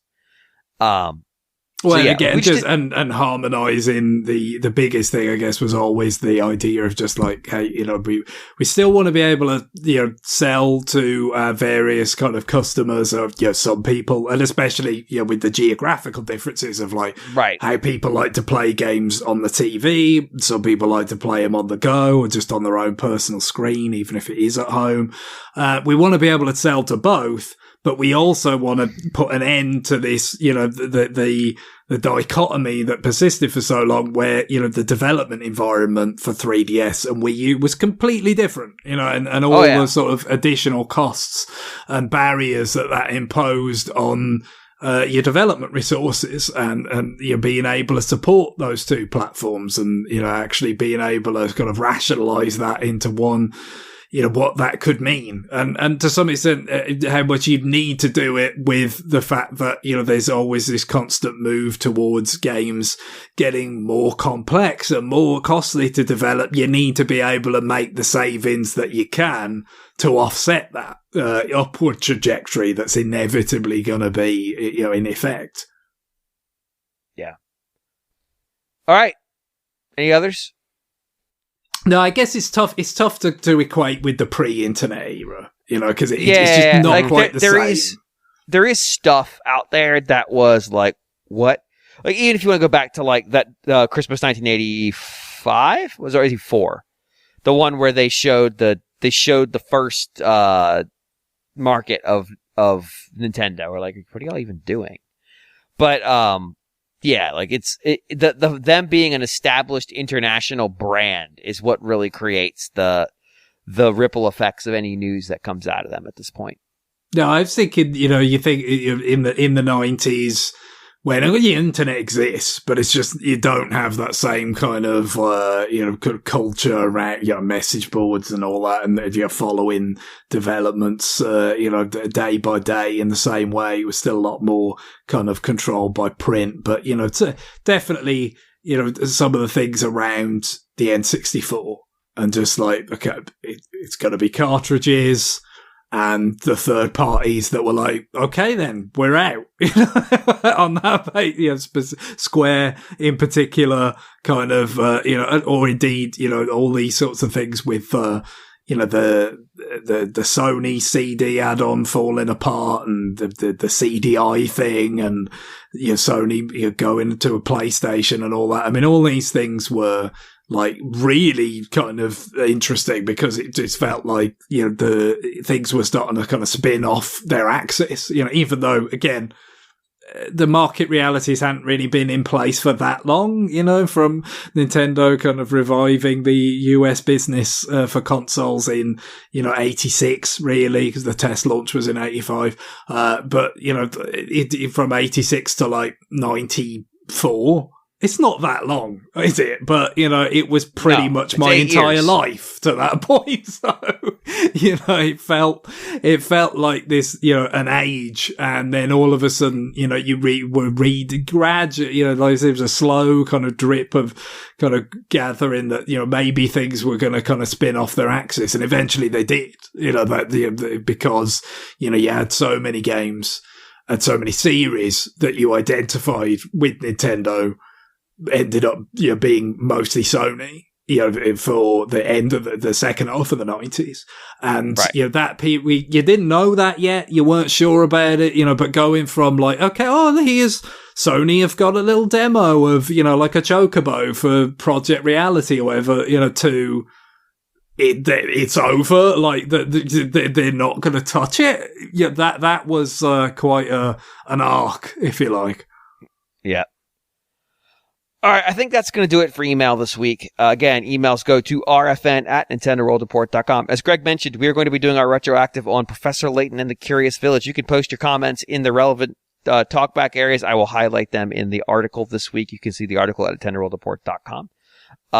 We are probably going to record it next week. We're not going to post it next week. We're going to put 2 episodes in the can so we can take some time off during the holidays ourselves because we've earned it. But get your comments in. It's not a very long game. You can start it right now and when you're hearing my voice on Sunday and finish it by Monday. Like it legitimately, I think it's about 10 hours to do every single puzzle, find every single picker at all of it in that game. It's very short. And you probably don't need to see all of it to understand. Now there is a big twist at the end and that's kind of cool to see, but we'll talk about it then. We will discuss spoilers. We will avoid spoilers to start with. We will give context first, but we'll tell you when they're coming. But then we will do them.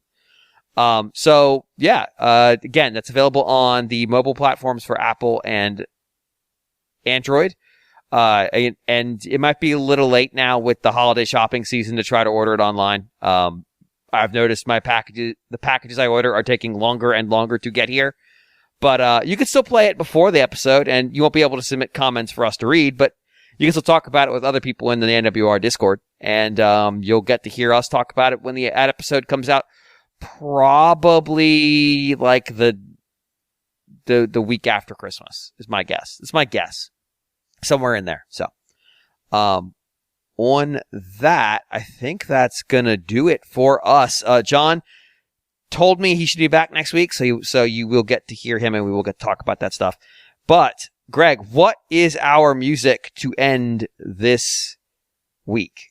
Well, James sent me a number of requests, that'll keep us warm, through the rest of the winter and in the months ahead probably. But the one in particular struck me as being an apt time to go to because right around this time of year, 20 years ago, we've been going back to 2004 a lot lately for various reasons, but it was right around this time, I think the 14th, in fact, checking it, when in one set, a lot of people were talking about this last year because of the theatrical release, but 20 years ago, it was the extended edition of Return of the King that came to home video to DVD and kind of totally wrapped up the Tolkien, Lord of the Rings cinematic journey.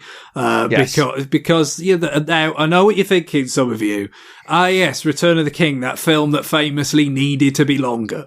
But, I mean, there were definitely some things in those extended editions for all the films, but even, the one that was really bloody long already, that I think were, pretty valuable. That were, I understand why things got cut because it was already preposterously long. Such a long movie. Anyway. But, there's definitely some things in that extended edition that are like, no, these are pretty important. These, help understand, helps you understand the kind of drama of certain scenes that were in there better, or, just kind of wrap certain things up that were kind of glided over and all that. And then there's other stuff that's like, this could have stayed cut for me. This is duplicative or kind of rough or, frivolous, so there's probably some preferred cut for my mind where, it would be between the two in length, some sort of optimum version. But I have no idea whether that would ever happen. But that was 20 years ago. funny enough, the Two Towers one, I don't remember the extended cut being much longer than, like, the Fellowship is dramatically longer. Return of the King is longer. I don't think it's as big of a jump, but I want to say Two Towers is relatively, similar to where it was before. There's more with the Ents. I remember that much. There is, yeah. And which, again, you can kind of understand how they got cut. Some nice, passages that are straight out of the book, more and more of the poetry and, all that kind of stuff. But, you can kind of understand why that got cut. And then there's also a flashback scene where you get to have Boromir again, where it actually has Boromir, Faramir, and Denethor, but together. The one, obviously, because, they split up in the events of the story, but they sort of invented this, like, flashback where it's showing, Denethor's decision to send Boromir to the Council of Elrond. So that sticks out in the memory as being something kind of different, something significant that was, only in the extended version. The point is, that is, kind of, a milestone, with the end of that sort of run with those films. But 10 years earlier, we had the Super Nintendo adaptation of Lord of the Rings. Oh boy, did we! And this was James' actual request, was for the opening theme from that game called J.R.R. Tolkien's The Lord of the Rings Volume 1. Which I can only respond to that by saying, if only there was some sort of name that we could refer to the first part of the Lord of the Rings. They planned to have 3 volumes, but did not use the name. Yeah, I say planned. It's pretty curious in itself, isn't it? Because as far as I understand it, it's not like volume 1 because they got deeper than the stuff that's covered in Fellowship. Like, it is strictly stuff. In fact, they didn't even get to the end of Fellowship by the sound of it, from what I've read about this. They didn't. But it contains a lot of stuff that the movie adaptation doesn't, like the entire Barrow Down sequence, which gets cut way down because it's long, for one. It's a weird side story where Tolkien got to show off his weird character that doesn't make sense in any of the canon. And even at the Council of Elrond, they're like, should we just give the ring to him? And the response is basically almost Monty Python-esque. No, it's a silly place. Don't mess with that. Like, just also, he's just there. Don't they get? I think isn't that where I think they get the dagger that kills the Witch King from the Barrow Downs? That's where they collect it where from. And in the films, it's like, oh well, they get given some like elven daggers when they leave Lothlorien, so they kind of substitute in. But that's how they kind of.